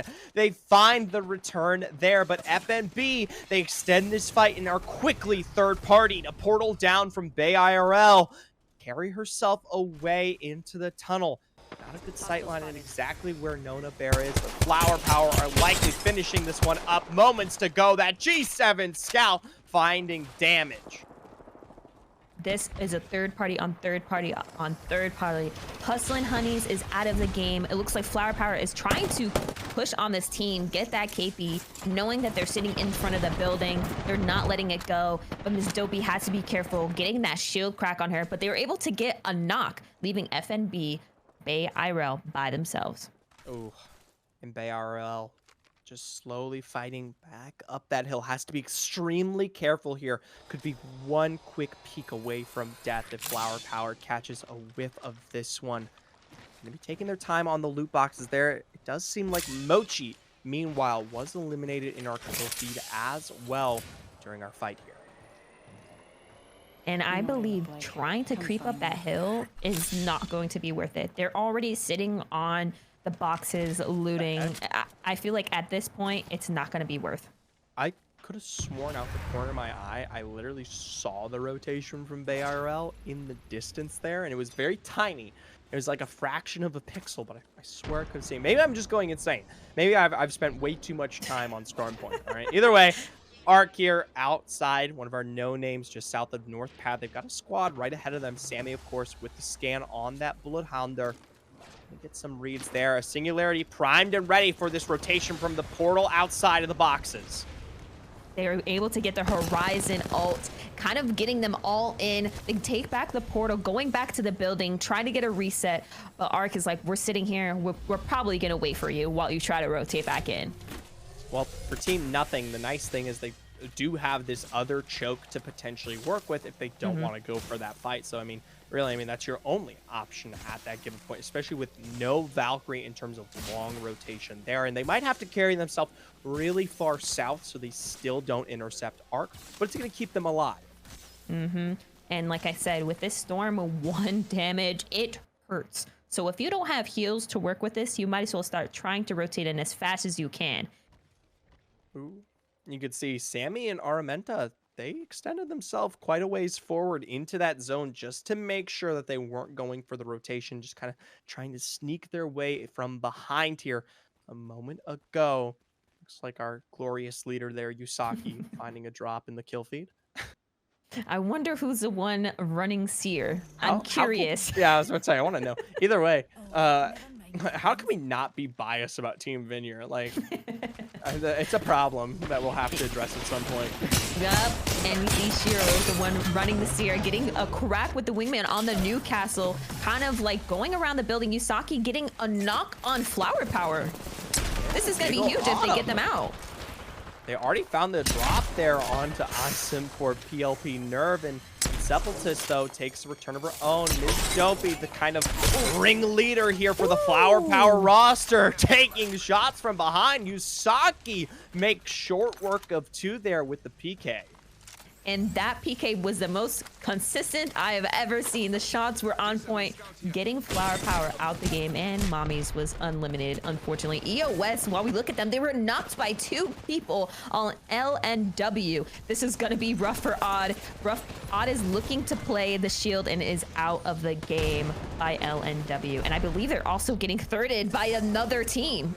LNW here. The shots were heard, and MV finds their way towards the edge of the ring to take their own successful fight. And looks like Loch Nessie's also down as well. We're at our halfway, 10 squads remaining here in our zone. And we're not even talking about this pull right here where we've got 3 teams all set up looking for a god spot to work with in terms of our end game.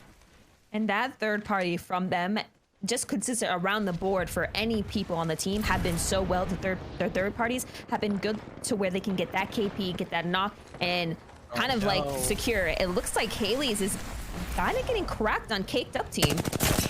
Caked Up here's got to be very careful. They trade this one out. Yesy Cake is now on the side angle of this fence line to put some missiles back to hold this one out against the Polonis roster. Noticeably, this was a team that's been facing some difficulties on World's Edge during games 2 and 3. It wasn't since that initial one that we've seen them survive past double digits here in our squads. For now, it looks like they aren't pressured. They've got that octane that I was talking about fairly early on. I mean, I'll say this. If you're running with the octane, you need to represent. All right, you drop down that jump pad, you full send it. That's the aggro comp. All right, the aggro comp we want to see, but it looks like that team is out. But they're getting the beams in the air. They just need to get a little bit more bullets, but they weren't able to get the knock on Valk. That's not the Caked Up squad. I don't believe so. That's a duo there, so it's likely one of those third rosters that was just kind of stuck in this area with not really the setup that they wanted. Yeah, Caked Up is still within the area, just holding out now directly, more so in this building, no longer kind of trying to find angles. And now Haley's just trying to kind of look at the side of them, decided not to because they are getting a good enough of beams. Then we see Veneer looking to third party this. They are already played aggressive, gotten their KP, and they're looking to get more with that 30-30. Oh, Yusaki there landing shots. Has to be careful though. The entire northern side of this map coming out of the Thunderwatch area is still well within play for the next 2 minutes, right? So you have to be defending this position from behind more than actually trying to aggress on those buildings there. And that's why Yusai and Sepultus position herself towards the very, very corner there, just to be that kind of early warning system. Because if Veneer is able to play from this high ground successfully all alone, it's likely that they have a great position for the end game as that zone continues to carry its way forward. And looking at her, I love this. The dramatic irony that we have, we get a little extra image of that zone. You can see JSA on a slow rotation out there from the north, making their way towards Thunderwatch. And that's going to be worrisome for the Veneers team because they will be rotating in from this way or either going to the right side of that hill because you see that nobody's sitting in that building. That's for free. It looks like VSC is out. Yeah, VSC caught out on the southern side of our zones in a fight of their own, all the way down there towards the edge. Not someone who is currently in zone. Looks like for Envy, they're still fighting out here on the very, very, very low ground of our last zone here. This team coming out of Stormcatcher is putting shots down. Looks like Envy, though, might be already working their way forward through the spider tunnels, starting to kind of fight into this next zone. They themselves have a very similar situation to Veneer. It's not quite a god spot, but they still need to be defending from their own angles. And Team Nothing, with no shots, no drops, they're on the other way around. And oh, look at the kill feed. JSA, drop onto Veneer. They came around the backside, and Sepultus is down. And they did it pretty fast because we were literally just there 2 seconds ago, but they're able to get a knock on Avely, but Sabs is the only one left. Shiro rolls up from the side with the car to find 2 there, turn this one around, even though they faced the initial drop onto Sepultus there. Now Sabs into the void for now with that Wraith. What she doesn't know is that there are many squads sitting in the area down here directly towards the depot, just waiting for you to make your way inside. For JSA, I mean, the rotation was effective. That's where you needed to go They just didn't have the best read on the situation there. Our early warning system in the face of Insepultus actually was successful. And they weren't playing when they said Seer. They're going to choose Seer, and now it's over for the lobby because they made it very clear that they got the 2 kills. Apparently, that's all that needs to change, all right? Menior is now a top tier. Like, we got 3 games left. That's it. This is it for the rest of it. Oh, my gosh. 30 Yusaki. shots. Whew. And it's because of the Seer. And oh! that was a clean headshot, taking JSA out of the game. I gotta stop talking, right? I'm spelling weakness here for Venier, and they're doing me wrong every step of the way. This isn't the analysis I need to provide, all right? This is just very aggressive, ready to just dominate the whole lobby. Yusaki, her G7, her 30 shots are not here to play because she made sure to take Sobs out of the game.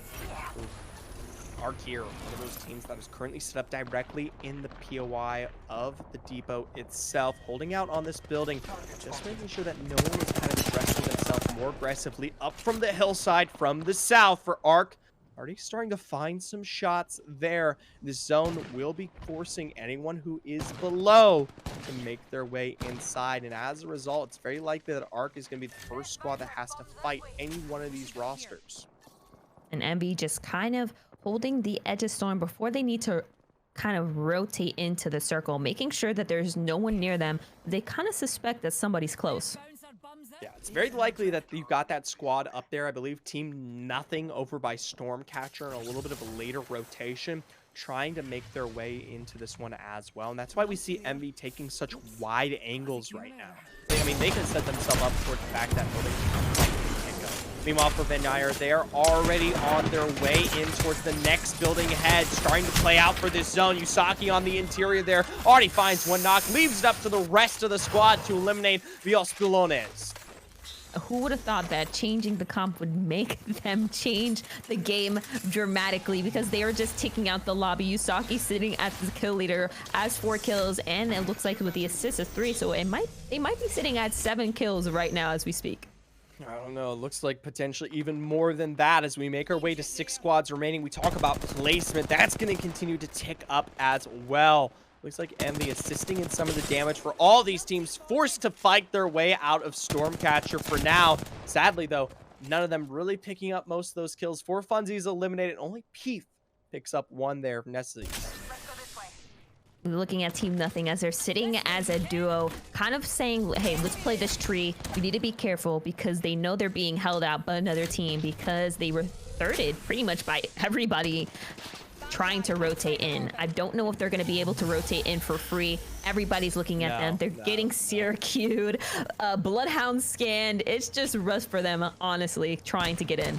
It's going to take a huge grab lift, some kind of play to get them further towards the edge of this zone, working with the little exposures they have to keep themselves healthy. Light, she's already starting to take damage from that zone. There's Team Nothing is now being naded through with the ordinances, and they're working their way right into the face of Arc, who's ahead. Grab lift to carry them towards that high ground as they're just barely towards this fence line, but they've taken far too much damage. The damage on that storm really kind of ruined it for the game, for them at least, because they are one stuck on that rock, which you know is the Wraith, and then the other team is stuck on the other side of the wall. Envy may be their benefactor here, though. You can see Light. She puts herself on the interior of that building somehow, some way. Team Nothing, as a duo, are allowed to work their way up that hillside. Now for Envy, they're starting to fight back towards the God spot itself, this building ahead. Meanwhile, for Venier, they've already found knocks of their own. Another drop here on Tioli. They just have to find the one person, because we know Lightyear is the other player that is kind of like forcing for that team. They look down to push that, and I believe that's another team that they're sharing the building with. They get a knock on Kiku, waiting for one more knock to take that team out, and Arc was eliminated. And Sepultus there looking very, very low. I'm surprised we don't see any kind of third party on its own way in. Yoli will be eliminated. Yesy Cake down to a single member as well in a fight of their own, likely against Team Envy here. towards the very, very edge. Jesse Cake sitting on one good shot away. Cake up, officially eliminated there for Envy. They get their revives off and take us down to our 3 squads remaining. Most notably, it's between Envy here and Venier, and of course, Light on the interior of this door, just trying to survive as a rat. They know. They know. They know. They definitely know. And I'm surprised that they're letting her Let it sit in there. go. Maybe they don't know that is a solo. You know, maybe in their head they think that it could be a whole team, but they seen the Wraith sitting in there and they let her walk for free. Their teammate. Yeah, I'm just I don't know. surprised. Maybe they're like, this is a more important fight to take. Who knows? Who knows? Maybe And they're just she's hoping. out. All right, never mind. All right, cool. Envy puts the damage down to pick up that KP there, but allows Venier to get this position. Now they officially have the God Spot playing outside this building for now. A singularity to be utilized as well as they start throwing out those ordinances. Both of these teams looking fairly healthy, and Envy, they've got double shield swap available, albeit the pull isn't in their favor. I am a little worried for Envy because they have the lower ground to where Venier has the high ground. They don't have to move much for the next final ring. They just have to make sure they hold this and kind of just play this smartly. They don't want to lose this. Yeah, I mean, they literally have little to no range of motion. They have high ground access, head peaks available at any given point. They can put damage, and obviously, I believe Envy has the better resources to work with all those death boxes and the shield swaps, but enough damage sustained here from Venier should be at least what gives them potentially their victory.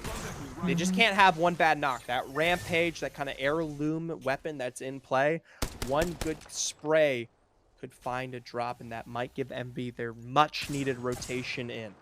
Their best idea is probably going to Horizon Q and ult up, but they do have Gen up, I believe, so it could cancel that out. It's tough to say. We don't know if they've got that pylon. I don't see it. I don't see it. So it could be a smart push, but they have a seer. Shiro can use it on them at very last moment to know exactly where they're going for a little recon play. Oh, grav lift potentially was thrown down there to get them out of cover. It was a nice try.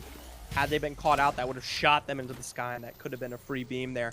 That likely will be up on this next pull. Scar taking a huge chunk of damage before seeing a revive, as well as another Arc Star pushing Scar forward. Now all this team grouped up. Remember, for Venier, they do have that habitat available at any given point to give them the information they need regarding exactly where they need to fight this squad out. Oh, the portal underneath the building.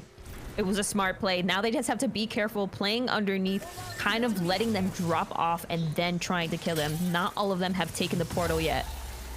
Once they're inside that building, though, it's very likely that you get Venier to drop towards the outskirts of that door, and then they are themselves are successfully able to gatekeep. Yes, Envy, all 3 members are inside. I think they've just chokeholded themselves. Because looking down on this, it's very easy to fight this, but they're both using seer ults against them. I'm just curious on who's going to be the one to pretty much dominate on this one. For some reason, Venier, they don't drop, they don't look to control us. They let them work their way out from that door. Grab lift is expended, but it's not before they find their own breaks. The first drop onto Peeps. Shiro facing damage as well, taking this to a 2v2 situation. Sepultus is low, but Venier are still your game winners here in number 4.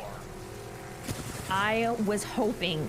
I was seeing the play that they had at the bottom. They were going to Horizon Q and then use the ult, but it kind of worked against them because Yusaki was able to get that beam as they came down.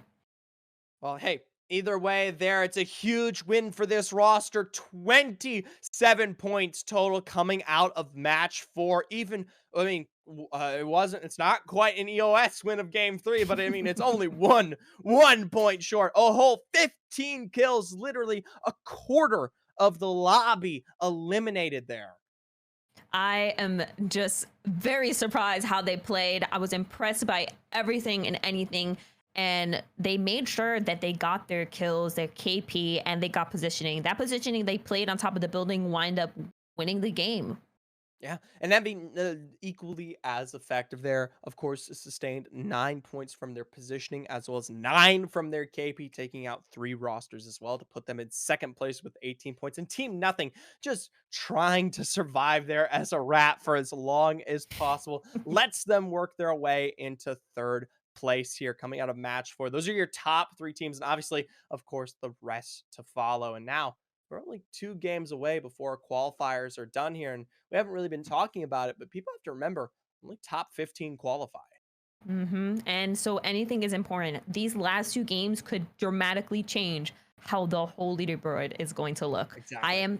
I'm very nervous because there is a lot of people, a lot of teams that have not performed the greatest, but they can change with these last two games and try to get them with just like push them up to the 15. Anything. It's possible.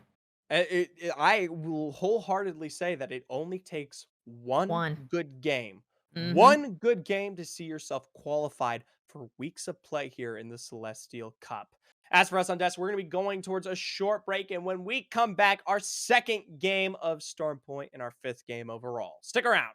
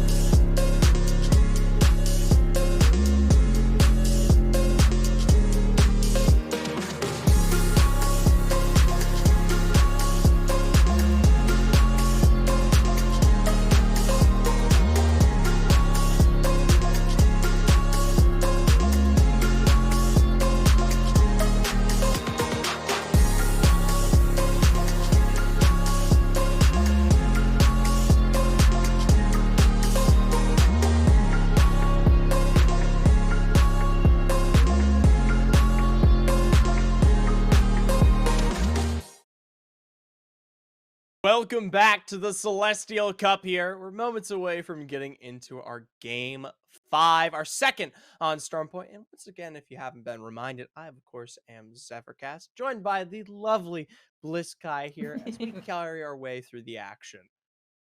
I am so excited. Veneer went That crazy was good. In the last game, as everybody saw, especially with the seer change, it definitely changed how they played. And a lot of teams that were already on the top of the leaderboard were out early of the game. But like I said, any game could change the way this game is. Because if you're at the bottom and you're not playing well, you can get to the top. That's right. It's top 15 qualify for what I believe will be our Soul Leagues moving forward into the future weeks, my apologies, of Celestial Cup, which is where you will start accumulating points that will contribute towards what will be your entry into the finals, where you can earn the major prizing that has been set in store here. So this is where it starts. If you don't want to be having to play through some extra qualifiers week by week by week. And like you said, it's just that one good game. And hey, Storm Point is the perfect place for that. This is the map where you see teams who aren't as consistent, who aren't as practiced, find their victories. Mm-hmm. And we're going to be going into game 5 very soon. But is there anything that you've been just baffled, surprised by? I think I know what you're going to say, but we might as well ask here. What? Whoa, what does that mean? I'm baffled by the lack of Newcastle. Only team that Oh, played Newcastle, the only team was Flower Power. yeah. And I didn't see any rest. And if you died that early, I'm sorry. Okay. But Mm-hmm. I feel like there's some better utilization in store for maybe some of these rosters, but it Mm-hmm. just doesn't seem to be the power pickup. Right. And I'm hoping that a lot of the teams that feel like they haven't performed well are going to perform the greatest right now. As we're looking as Veneer, they're kind of spreading out, getting that POI because you know how it works on this side of the map. It's not the greatest. Well, fitting with Veneer this time around. Looks like there's a big split between them. I think they've opted into covering a larger portion of this map as a whole. You see them kind of in between the wall and even the lower area outside the wall, which goes to show the lack of contest here. And oh, that kill feed already spelling some issues. LNW versus Mommies here at Barometer. LNW finding a nice crack there, but Yosai not looking well themselves. And Eva 8 pumping out where it can. Vendetta to get the drop there onto Lovely Pup. And yes, the Newcastle revive. Mighty Macaroni, she's gonna fight, but no, Mommies are down in 18. I Quit was giggling. waiting for you to say it. Quick giggling, all right? That's their damn name. But I'm so happy to see the Newcastle res because it wind up allowing Yes. to reset. It was so good. I love seeing Newcastle, especially, in just my opinion, I feel like it's better than like a Gibby bubble res. Oh, all right. We're not going to It's- start some drama already here. I'm on ready to this. start drama. It's No, spicy. I'm keeping you away from the controversy, right? These are some of these. You're just learning, okay? All right. Mhm, We don't 100%. need. We don't need them to come at you with talons right now. All right. Speaking of talons, the fights, the prey here on the map. Halouette, the first to fall in the hands of 4 funsies. We actually stuck revive Nessie. She's looking for this one on top of the building, and she's allowed to do it. She's allowed to do it. They're looking at this team. It's EO West that's looking to push this team, but it's going to be a little rough. They could Horizon Q and kind of make judgment on if they are deciding to kill this team or not, and they're going to do it. Getting that broken shield on Valk, also getting the knock from the team, cracking. They got a trade. The Valk comes up, also getting another knock. Double knock. Wow.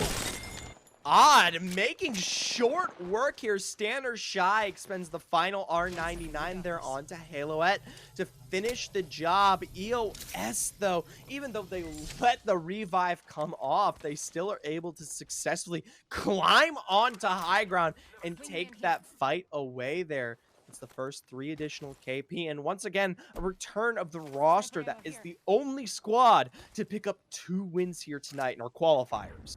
And the way they pushed that was just crazy beams with the R9 coming from them. Crazy beams, laser beams, crazy Laser beams, beams, crazy beams, and crazy, sirens. just insane. And wow, sirens also once again dropped very, very early on. I mean that roster, they just can't catch a break. But they got knocked from or just eliminated out of the game from Caked Up, who also was a little bit struggling on the game. No, not Caked Up. It was Mochi that took that team out. So they could definitely change the way, like I said, with the way they play, how they get that KP, because they want to get that top 15 to qualify. Well, for EOS, they're more than happy with their current positioning here. They're going to take some time and get themselves all the setups regarding the crafting as we start trying to look at exactly where this zone is pulling. This time around, we are getting a little bit more towards the southwest explicitly. You can see just the edge of that zone cutting right there towards Cenote Cape. So start thinking about that kind of mill-esque barometer area where we'll see teams looking for their own pace. JSA starting to make their way out from their checkpoint landing. Might be running into a squad here as we get a better look at our zone. Yes, it's going to be that mill and that open area directly towards the east. Notably that village where you currently see Team Envy directly in the center, just across, right above the IMC armory there. That's typically where we see this zone finish. And with that, it's just going to be rough because we've seen how that area plays and as a whole. But it looks like Janie is spotting somebody out in that area. And they're looking pretty healthy on shield and loot. Okay, well, for JSA, they ping it. They don't aggress upon that squad that we were talking about just towards their north here outside of the downed beast. Instead, they're going to start trying to fight their way into the mill, which we happen to know is completely empty, but is usually a little bit more of a risky rotation here. If JSA, though, gets an early read, much the same as we have, as they do, they actually do, they have the scan there on their minimap, they might start setting up for that kind of no-name village. Another good place to potentially play is here at the mill. Right? It allows you some extra work on terms of that high ground towards the ridge just above that village that can give you something, at least an angle. BSC is working their way in and Caked Up are eliminated. It's unfortunate on their part, but we're looking at BSC looking to be a little bit more aggressive on the team that is sitting at that building right now. I have no idea what team it is, but it looks like they're trying up. It's Hustlin' Honeys that is sitting there looking at them, but it looks like they're not going to fight that. They're just going to be like, let me just pass by. Let's just go to zone and just kind of focus on ourselves as they try to sit in this building right now. Well, we know for a fact that Cascades can be definitely a place where we see a lot of teams start to contest, and VSC are definitely that squad that we talk about. Already finding damage towards the interior here. This choke towards Jurassic Park can be extremely dangerous to play into. Take one good fight there, and you're likely potentially third party. We can see now shots ringing in from behind. Maya, she's taking quite a bit of damage there. Already full flesh, only less than 50 health away. A team across there from Cascades putting their work in. This is a very dangerous point to play because people are just going to be playing in every position. You could get thirded, and looking in the feed, it looks like Yusaki was able to get a knock on one player from Angel's side. Well, for VSC, they're continuing to make their way out there towards the west, which I like in terms of particular setup. We get a very quick look at the very intense area outside of here. Jurassic Park just holding on for now. Vios Bolones try to see what they can do. FMB is officially eliminated there. We can see the habitats, the shots ringing through. A fight taking place just across from this one. Vios Bolones just in time. Looks like Hustlin' Honeys is out. Flower Power was able to take them out of the game, but they got CRQ'd by another team. They had to be careful that they might get thirded from sitting in this building after finishing that fight. For Venier, they're also here as well, just on the outskirts of Flower Power. Yusaki's has to be careful. Instead, she's brought Miss Dopey to find the knock with the Volt. Now taking shots from afar from Cascades as well. Miss Dopey on the top of this roof here, finding shots through the window and a drop to follow suit there as they get the knock onto Insupletus. Flower Power now onto the interior of this building to pick up the full wipe there and potentially looking now for this final and third member, Shiro. Actually on the opposite side, back towards the mountain lift, just hiding for now. It's the way they played that was just so aggressive, and it worked. They were able to get a beam through the window and then have their other teammate kind of solidify and capitalize off of that and get those kills. VSC, that was the squad that we saw making their way hard out towards the west, towards that no name where we talk about zone pull. And guess what? Envy, who was there from the very get-go, were successful in taking them out here. And you're just taking their time, though. Very respectful. Surprisingly, Usagi hasn't been eliminated, was dropped in all of those exchanges there, but not completely wiped. You have to wonder, is Flower Power still in the area? About 40 seconds left to go on the recovery of that banner. No, Flower Power is left. They're letting this one out. Veneer's going to be able to get those revives off. Wow, I am just surprised, and it makes sense why they're leaving, because the team is trying to push them out. So I'm wondering if they've got the res and was able to get banner for a full reset.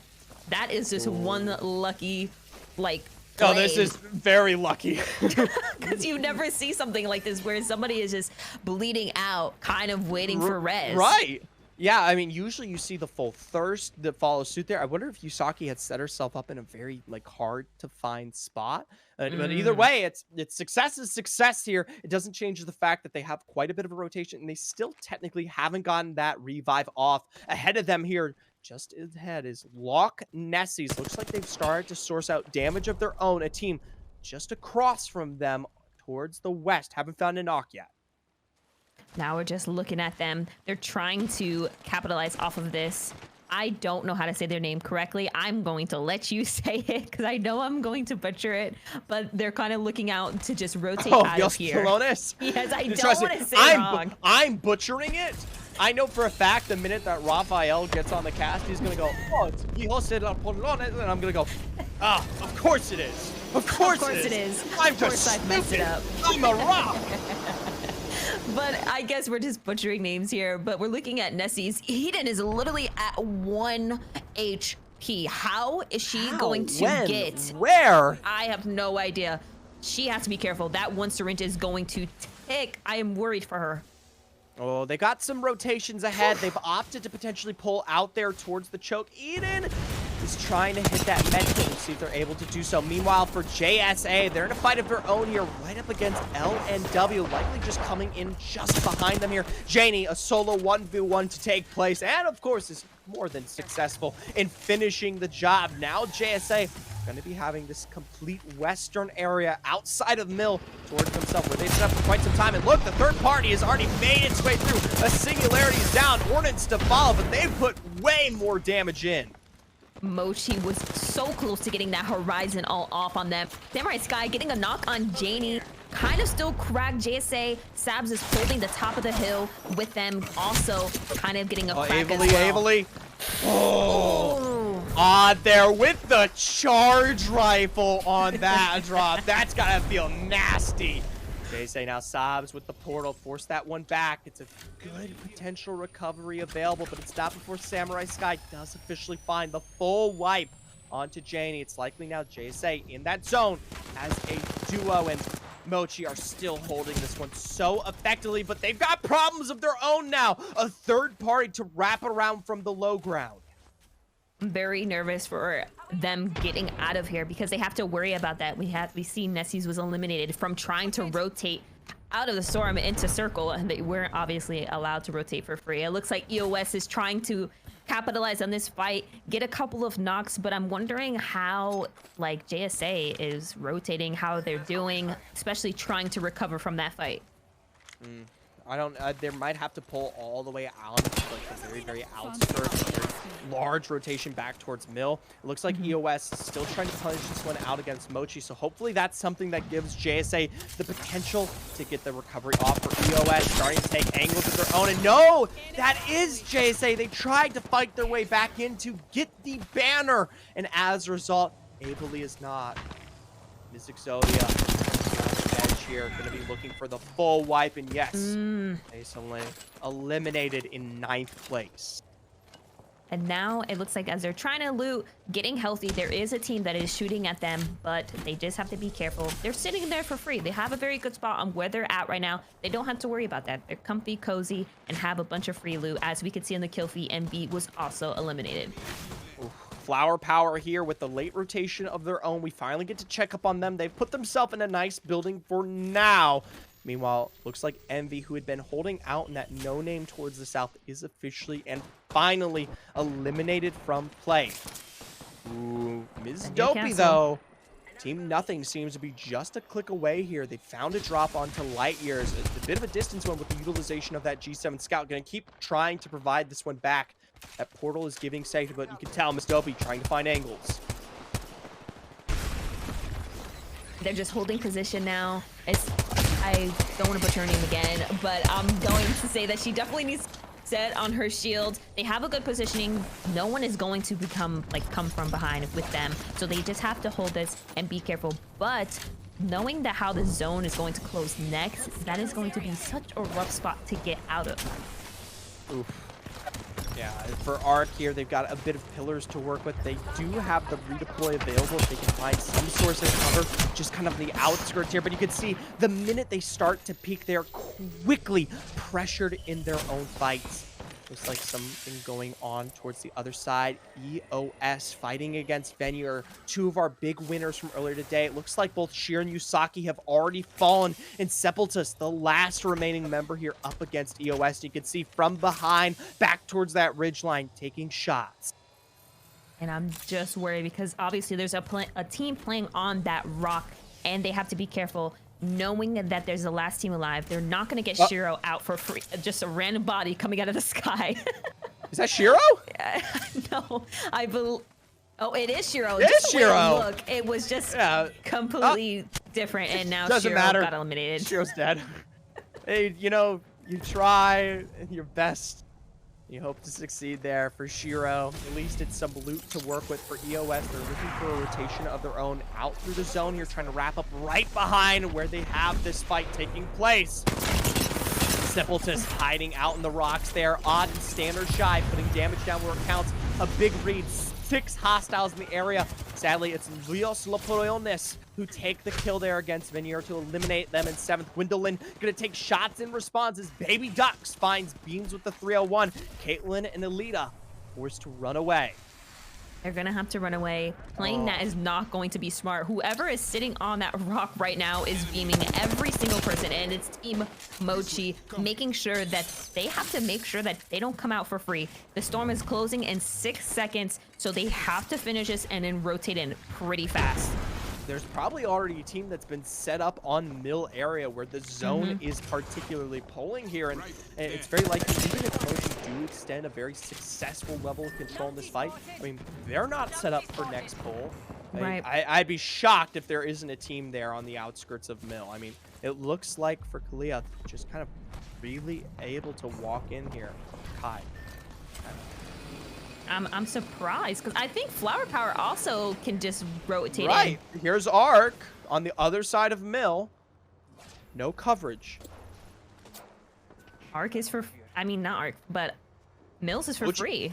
Yeah, Mochi's in. At this point, Mochi is officially into Mills. I'm surprised no one was kind of covering the angles, gatekeeping, but they are allowed to walk in here between any of these other rosters. We have to see who else is still well within play, but it's literally just between Arc, Mochi, Flower Power, and one last remaining rat. Everyone sitting right inside Mill, and this one's a little annoying. It's pulling for the half and half between the POI itself. Currently, technically, Arc is the only team with their own kind of self-sustained building to themselves here. And as we could tell, there is 4 squads left. They are not full teams. And Team Nothing Team is Nothing's out. gone. Now Down it's to our full final 3. teams. There you go. three full teams. Arc, Mochi here, and Flower Power. The poll is going to be huge, right? Because depending on which building it goes towards, I mean, that basically decides who's going to be coming out with their win. I'm telling you right now, if Arc gets that pull up there towards the north into their building, I mean, it's going to force both Mochi and Flower Power to fight against each other on that rotation, and Arc basically walks away scot-free. And it could be anybody at this point because they're playing all in really good positioning. You can see Mochi's playing inside, not inside, on top of the roof. And then we have Flower Power sitting in that building who they're looking at right now. So they have all really good positionings. It's just who is going to make sure that it's a good move, a good play. They just got to keep that initial knock. Looks like Flower Power is starting to move towards the outskirts of the building here. Arc keeping a good level of control. This viewpoint here will give them their first opportunity to potentially choke.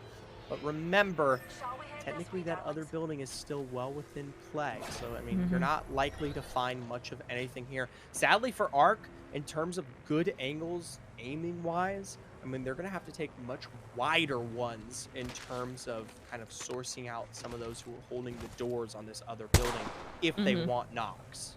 Exactly. And Arc seems to be in a good spot. I don't know. I can't tell who has like I'll tell the you, we best. wait for Poll. We got to wait for We Poll gotta because wait for the poll. Poll will decide. I feel like it's gonna be outside where Flower Power is sitting, where they decided that they're gonna rotate to. Well, I Flower could be Power's back wrong. inside. Both They're back teams are inside. both. Flower Power is inside. You've got Mochi sitting on top and Arc here just across. We'll see Wondering where once that this poll is goes gonna back. go. Yeah. We'll see once this goes. Yeah, I was about to say, once this comes back, we'll get the idea of exactly where this one's finishing out here, and depending on the rotation. Let's prep to defend here. Just patiently waiting. Shush, shush. And now we can see it does pull into the open where the little crafter is. So they are going to it's either you rotate in fast, or if you rotate it in too fast to get to that position, that you kind of get beamed by both teams. It's tough to say here because Mochi's been holding out on that roof. Flower Power does have the ability to sustain with the castle wall, start blocking things off like they have. Big question is, once that zone closes in and they're forced towards the outside, is Arc already set up to gatekeep during their rotation, right? The Hmm. big question is Mochi going to let this all kind of take place before we see any rotation here from pretty much like they kind of act as the third party. Hmm. Now I'm just excited to see how this is going to end up. It's going to get aggressive. Arc is looking to get a little bit more damage on a Flower Power with the G7. Just making sure that they get the crack. Get a little bit more damage on Piku while she resets with the bat. I mean, 1 minute 35 seconds, final round close for both Flower Power and Mochi. Here are the squads that are going to be first forced to rotate. Mochi is still sitting happily on top. Flower Power, we haven't talked about that much, but they're likely the team in the worst position as it currently stands. Forced into open from the very, very get-go. Going to try to play off of some of the very little cover that exists within this roof. Someone's got to start taking it towards the outside. And they're looking to use their Horizon ult to kind of block them from their rotating. Kind of blocking off Flower Power, using the Thermites, getting that damage. It's ARC. It's an ARC win at this point here. Mochi's face to drop. Damage is coming through from both angles against Flower Power. Flower Power is eliminated, but ARC is more than healthy to finish the job here. And this is what I say when we talk about pull, right? I mean, just the slight favoring towards the northern area, as well as the fact that ARC were completely alone in that building. I mean, that gave them that win from the very get-go. And it just worked out, like you said, that they waited for that third party I mean, that was that's going it. to work. All done. And looking at But the even leaderboard. still, even with the win though, only Mhm. 2 kills to come in at the very, very end there. Mochi picks up 9 kills, the highest in the lobby, and they actually walk away with more points than Arc, who were holding out. So while Arc had the more dominant position, the god spot to work with in that end game, they still weren't netting much across the board. Now I'm just very interested to see how the last game is going to go. As we're looking at the bottom 11 teams, they also can change this to where they to top 15, because as we said again, only 15 teams qualify for the next week. Try and take a second here to start looking at this one from an overall perspective. Looks like just giving you a general rundown. Last time we had checked in regarding our overall leaderboard for World's Edge. So 2 games ago, the teams that were not going to qualify were LNW, Mommies, and FMB. Right? Mhm. We're at an 18-team lobby, and only 3 don't qualify here. So I mean, Mhm. it's and I'm telling you right now, the point spread at the bottom there is literally in between 2 to 3 points. So Right. I for anybody who currently exists at the bottom, we don't have the updated overall leaderboard. It is literally a 1 game. one good game where you accumulate more than 5 to 7 points is enough to qualify. I know that I mean, I know I'm making it seem like it's not a tall order, but it really isn't. It really isn't. And if There- you can't source out that little amount of points across 6 games, then what can I say? Right. Maybe they need to try the Newcastle pick that Oh, yeah, there you you've go. trying to push out. It's going to work, but we're going to shoot to a short break to where we'll get into our final game of 6. Stick around.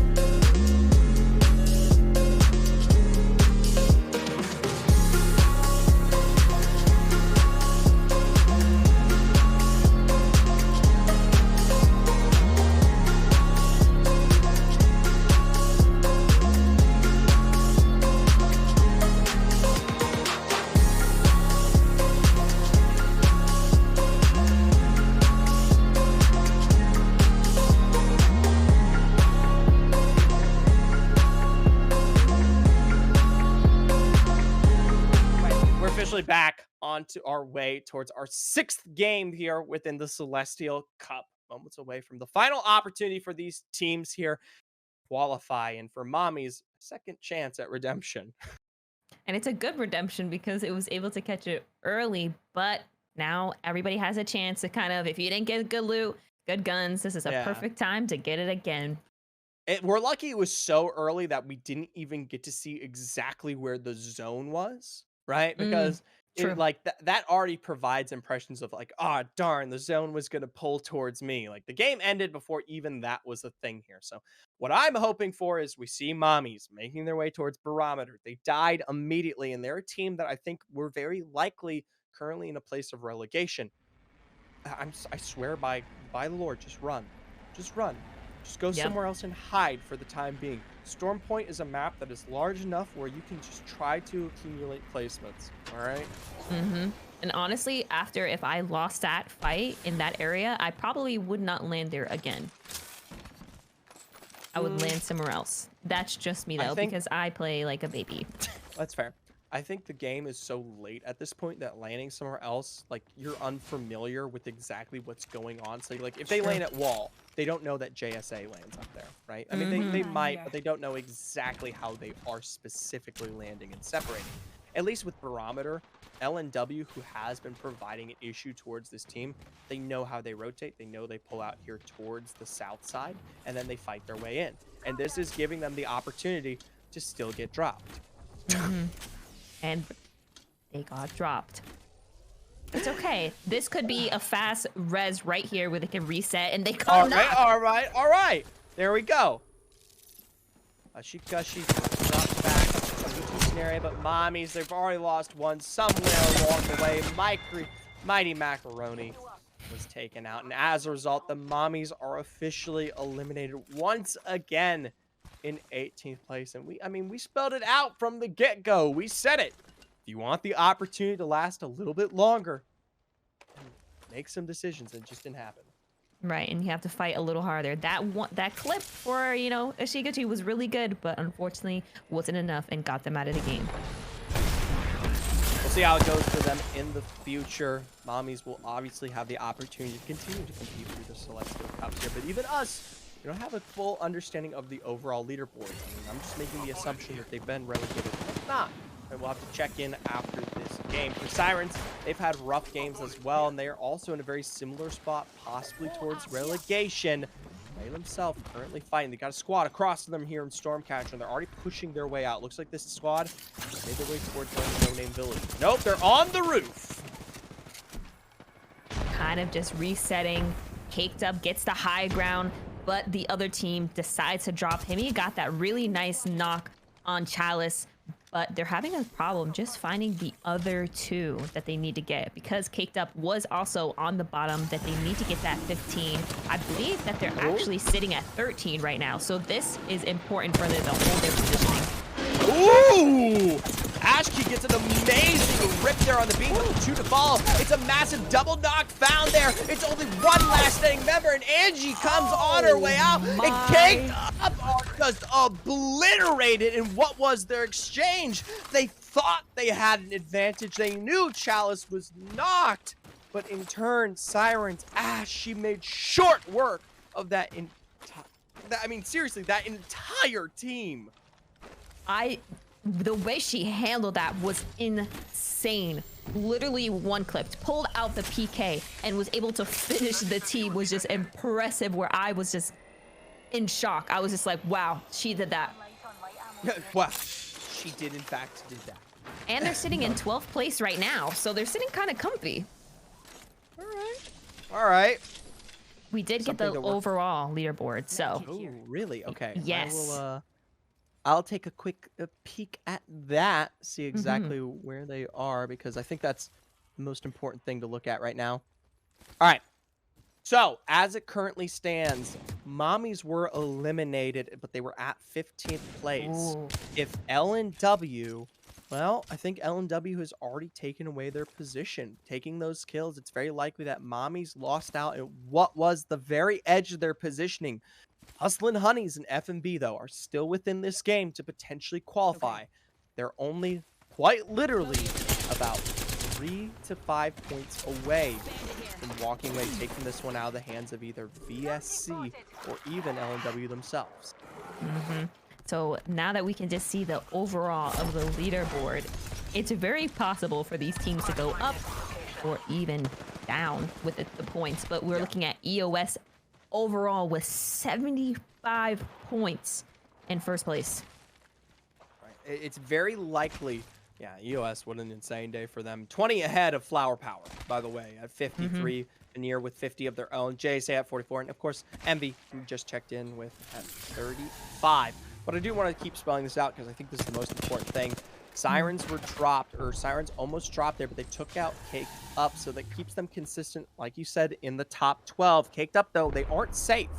If VSC, who you currently see on your screen, LNW, Hustlin' Honeys, or FMB, usurp or take away more than 15 points in the overall leaderboard, they will qualify for the top 15. And that is easy to do when you realize that is literally only 5 to 7 points away. That's it. Now using the Horizon ult to destroy that door. Livion, I believe, is trying to get that crack on the person that's sitting in the corner, but they weren't able to do much with that. They all reset, kind of get to the top of the building. Eden gets fried with her shield up. Crest kind of throwing that Arc Star to get them off that door. Little break on the shield there, but VSC finds responses of their own. I love the angle taken there, and Arc Star's dropped back there before the knock does follow suit. Blazia on the intro towards this corner will take damage of their own, switches to the EVA, but only finds a bit of a tick onto the shield. For Eden, it's now a 1v1 situation. A bit of the peak taking place on the zipline still forces its way forward for Eden, literally sitting on just 10 health remaining. Back up towards the zip, blocking the door, gonna get that bat off. This would be absolutely huge here. Maya, though, to do exactly the same. Reload on that PK and gonna go for the revive. And she winds up getting it off for free, where it helps get the reset. She comes up, gets the knock, gets a little PK shot, misses a few, but they're just playing angles. She's playing this corner. Eden has her shield up, and she swipes it. VSC team. At that moment there, we needed to see more of a push come out to eliminate for VSC. It might be likely that they're on their way home. Not to qualify for Eden, though. In this position, a team comes into third party. Able to find damage. A crack is sourced out, but Eden is pinned by 3, and Loch Nesties are dropped by Mochi. That was such a good third party from them. It was very well predicted. They were able to catch her when she was about to just res her teammate. Here returning with them, currently in third place overall. Drop their own to Bay IRL. Frosty to quickly follow one last member, and Yusaki once again with that PK to eliminate FNB here. You'd seen Arcstar was thrown out. That might be potentially another third squad. And for once, I can say with complete confidence that FNB, who were in last place in the overall leaderboard with 8 points, very unlikely to making their way through forward. Likely did not qualify. Veneer looking like they're getting thirded right here. Yusaki getting cracked. Shiro going down by It's JSA. JSA coming down from the south rotation. It looks like they've got issues on the other angles here. Ran right into JSA. Now, one last standing member alive here for this team. And Sepultus trying to escape towards the zip line. We've got a third party in store here. We'll eliminate that interceptor pylon for now. Avery's got to be careful. Taking an extreme chunk of damage. The missiles will follow suit there, but won't find what they want. Sobs with a bit of the drill there. Flower Power starting to force their way inside. They have a beautiful seer scan, and now the thermite to follow on the door. But it's unfortunately destroying by the Watson. Oh my god. Gen. The pylon right to the left there gets rid of everything that Giggle threw at him. Even then still, taking a huge chunk of damage. Gonna get that quick bat off and likely pop that one off. Janie is dropped. It's officially a 2v3 scenario. Ava not looking much better. Sobs also low. Both full flesh here. Pulling directly towards Command Center. Gonna be trying to bat for now. Bit of damage is sustained, but you can see JSA continuing to potentially run. Looks like Veneer, though, distracting for the moment. And Sepul just tried to work their way back outside. Take damage and instead got killed. That was that perfect moment potentially for JSA to get that revive off, but it might have been too late. Ably, she's going to extend herself to defend for now. Can she hold that angle? And yes, Janie is back up. And they have Flower Power still sitting out. Giggle is knocked. I'm wondering if they're going to be able to get her back up. Yep, they're getting her back up for free. They do have to be careful because there was somebody looking at them. Yes. And there goes that third. Come out there. Yeah, no, there's that shot coming through there. You can see they're taking some damage from across the way back over towards the Stormcatcher area, but also here, Arc is sustaining a position towards the very northern side of Command Center. Might have to worry about that, but instead it's JSA working their way back outside to drop on a nerve. Giggle to fall as well. Ms. Dopey try to last here as a rat. Could sustain a revive, but not before Saab swings the angle there. Now from behind, taking damage, and Arcstar is thrown out. Saab's with a quick shield swap, but from the other side, a drop from Peep. It's Team Envy trying to fight this one out as well. Shield broken as Sabas tries to get her own revive. Doesn't last much longer than that. Now Avely trying to defend between both of her teammates' knockdown shields. MB kind of phases back, resets. LNW is unfortunately out of the game from Baby Ducks. Scar is still looking to third this, finishing their KP on Janie, still having those two players up, being able to sit behind that, but I'm wondering if they're going to get out for free, knowing that MB is going to want to contest on this, but it looks like they're also getting third. Singularity is down. No one is quite pulled by it, and Envy are actually allowed to regroup more effectively this time around. It looks like this might be that Los Leones roster there, but in turn, they'll take a drop of their own. JSA eliminated in tow. Envy to fall as well, even with the third party.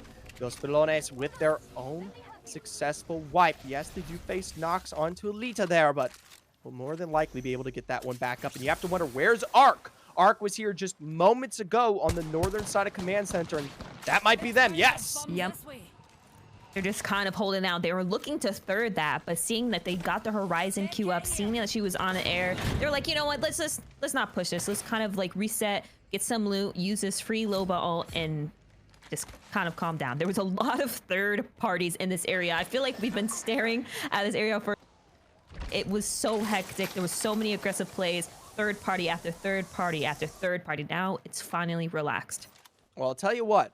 We start talking about specifically teams that need to qualify. LNW falls, and they were in 16th. FND falls, 18th. Hustling Honeys, though, likely still alive. This is that kind of one-game situation that might turn it around for them. For EOS, our current leaders in this lobby.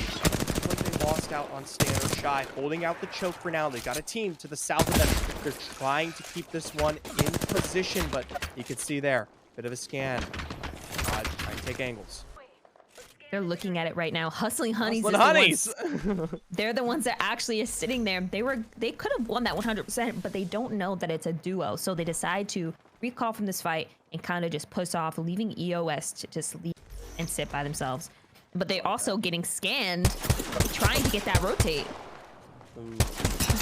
Leones finding their way down towards the south, right over towards EOS. They've already broken both the blood out of the horizon here. This is the perfect opportunity to follow suit and press the advantage. They've already killed one squad. Can they make it to there? Ooh, the G7 scout. Oh! Sniped from afar! That's clean. Gwendolyn. First knockdown onto Odd. One last remaining member right around the corner there. Gwendolyn will face knocked on her own. Yeah. Still though, the rest of the team shows up and makes short work of EOS. There you go. And EOS is unfortunately out. Now they just gotta fight off these spiders, but they're able to reset, kind of get some more loot and all that good stuff. Hopefully nobody is coming to third them, so they should be okay for a little bit. Well, I'll tell you what, if Los Leones carries themselves just a little bit further towards the north, they should be able to set up on that high ground just below Stormcatcher. This spot right here, actually, where you currently see 4 Funsies. This is a very dominant position in terms of this end zone because it's one of the best high ground places of control for anyone trying to fight up the hill. The only better position is the lip right there off of the edge of Stormcatcher, that high ground itself. Whoever's holding just outside of the POI there also have an advantage, but you can see most of the time this area heavily contested. The stairwells both being held right now. Arc, one of those squads. Kind of nervous how it's gonna go. You see that ring kind of pulls. They still have that outside near the what would you call it? The booster, I believe, if you want to call it something grav else. Lift, yeah. The grav lift. It's definitely going to pull in that area. They have to keep that high ground because you don't want to get beamed. But you see that Sirens can see that they're sitting in that tunnel, getting a little bit of beams, kind of a little bit of damage sitting right there. And I hope they know that there's another team sitting on the other stairwell, because if they don't, then they're going to caught off guard trying to focus on this team.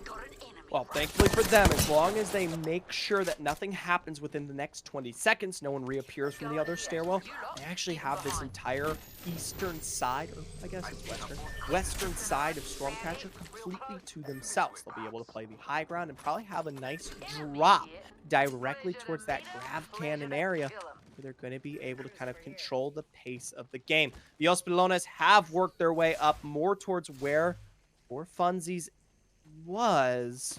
I'm curious if they just are hiding. I didn't see them knocked in the kill feed, so No. I'm Oh, yeah, they're still hiding. okay, there they are. Okay. Thank you, observers.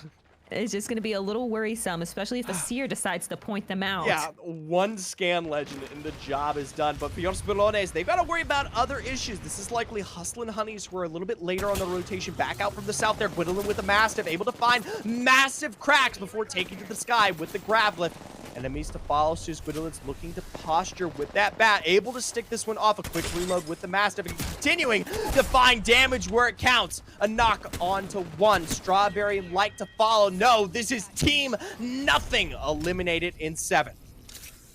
And I love how those For Funsies, they're just watching this. They're just observing, making sure, you know what, we're going to get our position. We're not even going to bother with this fight, because it looks like they're definitely getting a lot of kills. They're kind of committing onto that. Sirens realize that there is definitely 2 teams. They realize there's one on the right and the left. They just have to make sure they keep their high ground, and they should be okay. The only thing they have to worry about is when they have to drop for that rotate in. And this is a gross zone. This is nasty. This is a half and half between the stairwell and the outside of the very front end towards the grab. Most of this isn't even playable for Hustle and Honeys. Try as they will, they will. They've already found drops onto Chalice there. Ordnance will still tick a bit onto Mimi, and from the other side, they take damage. A quick beam in return, but it's left up to 1, and Hustle and Honeys are eliminated in 6th as Sirens make their way forward, but oh, they have to continue to defend. Chalice finds a bit of a corner's edge to keep herself alive, and yes, Angie sticks this. She sears with the seer Q that they are sitting still at the bottom, able to get that reset. They're gonna, like you said, this zone is so gross how it is. I have no idea how people are going to play this, because I feel like in any position it's might be a bad one if you don't play it correctly. You basically have to play it on the outside, right? That is the only effective place. You get a little bit of the stairwell, and then towards the very, very edge where we see teams like For Funsies, right? That is the best place to play. Arc and Sirens are their own battles up here towards the north. For Funsies stuck as a duo. You have to hope that the 3 squads currently sitting on the outside, Culones here, be able to fight each other. Yes, already begin this one out.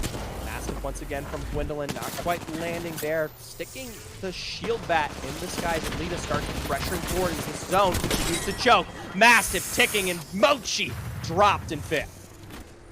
They are dominating right now, especially Gwendolyn, looking at 6 KP, just off rip being the kill leader, and she knows that the rest of the 2, or at least she knows, 2 teams are sitting here fighting. This is a perfect team to fight because of the storm. Yes. Both Arc and Sirens are stuck inside the stairwell. Sirens obviously in the worst position to boot here. All Los Pelones have to do is just wait.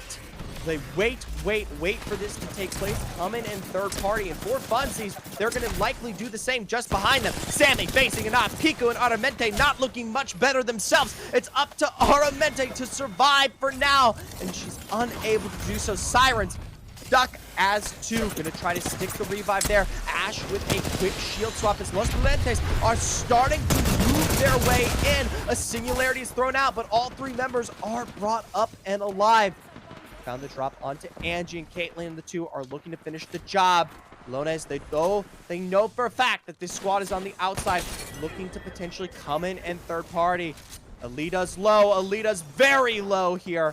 It's switched from Gwendolyn on the outside with the grab lift. The rest of the team now starting to arrive as For Funsies, as a duo, somehow has to win this 2v3. And the way that they're playing is so aggressive. They definitely can win this against For Funsies. As we've seen, they both have Mastiffs. This can be anybody's game. Nice beam there. They've got the corner's edge, the fence line to play, but they have to keep pressuring. The minute they let them take this open area more in full spread is the minute the game is over for funsies. And I think that's it. Those Balones have finally made their way out from the stairwell. A Kraber with the hip fire potentially available. Doesn't quite find the shots, but Los Balones find their win in game 6. Wow. Wow, wow, wow. I feel like we just seen a whole different team from them because of the way they just changed their playstyle. Yes, they have been playing a little on the half side. They played good, but they also had some moments where they didn't play the greatest. And this game, they made sure they got their spot. Yeah, this was pure aggression from this roster all the way up until the end, taking every fight they possibly could. And obviously, they walk away with that win with arguably, I think that might be the highest score we had seen here tonight. 29 points there, 17 kills, and of course, the win to go alongside it. I am just baffled. And like you said, yes, that is the highest amount of points kills that we've seen today, and it was such a great game to end on today. Yeah, Sirens also showing up where they haven't been, right? They accumulated 15 points in that game. That's literally double the amount they had been working with all the way up to this point. This is the screen I care more about here. For FNB, Hustlin' Honeys, and LNW, those were the 3 teams that were potentially on their way towards being eliminated here. LNW net themselves 15. Hustling Honeys were actually on the other screen. I have to check in with them. FNB only 1. Likely eliminate. LNW very close. Potentially could be tied up there in the top 15. To take a look in a moment, potentially after these games. Obviously, if you want to check out the scoreboards yourself, right? We may not have them here on the stream right from the get-go, but if you join the Discord, hopefully someone pinging that in chat, in Lobby A leaderboards, you will be able to see the overall standings. I am just baffled. I loved how everybody played today. Everybody played very well, fantastic. And I'm so excited to see who gets to qualify for the next week. Yeah, Yusaki is likely putting that one together as we speak here, but that's for us on the official Celestial Cup broadcast. We hope you guys absolutely enjoyed this one. We were definitely working through for quite a few kinks along the way, but hopefully as we make our way through the rest of the season alongside some other very, very special guests, you'll be able to enjoy it just as well. Bliss, do you have any final thoughts? I don't. It was a pleasure to cast with you and be on the side and just talk about a bunch of things and see all these cracked women and really get to see them just be in the competitive scene. And this is what I told Bliss. There has not been a lot of great tournaments for all of these female competitors across the board in any spectrum for Apex. So stories are being written here and now. Week by week, we will get to see everyone develop and find their own level of success within the Celestial Cup. And I think that is the most important and impressive thing.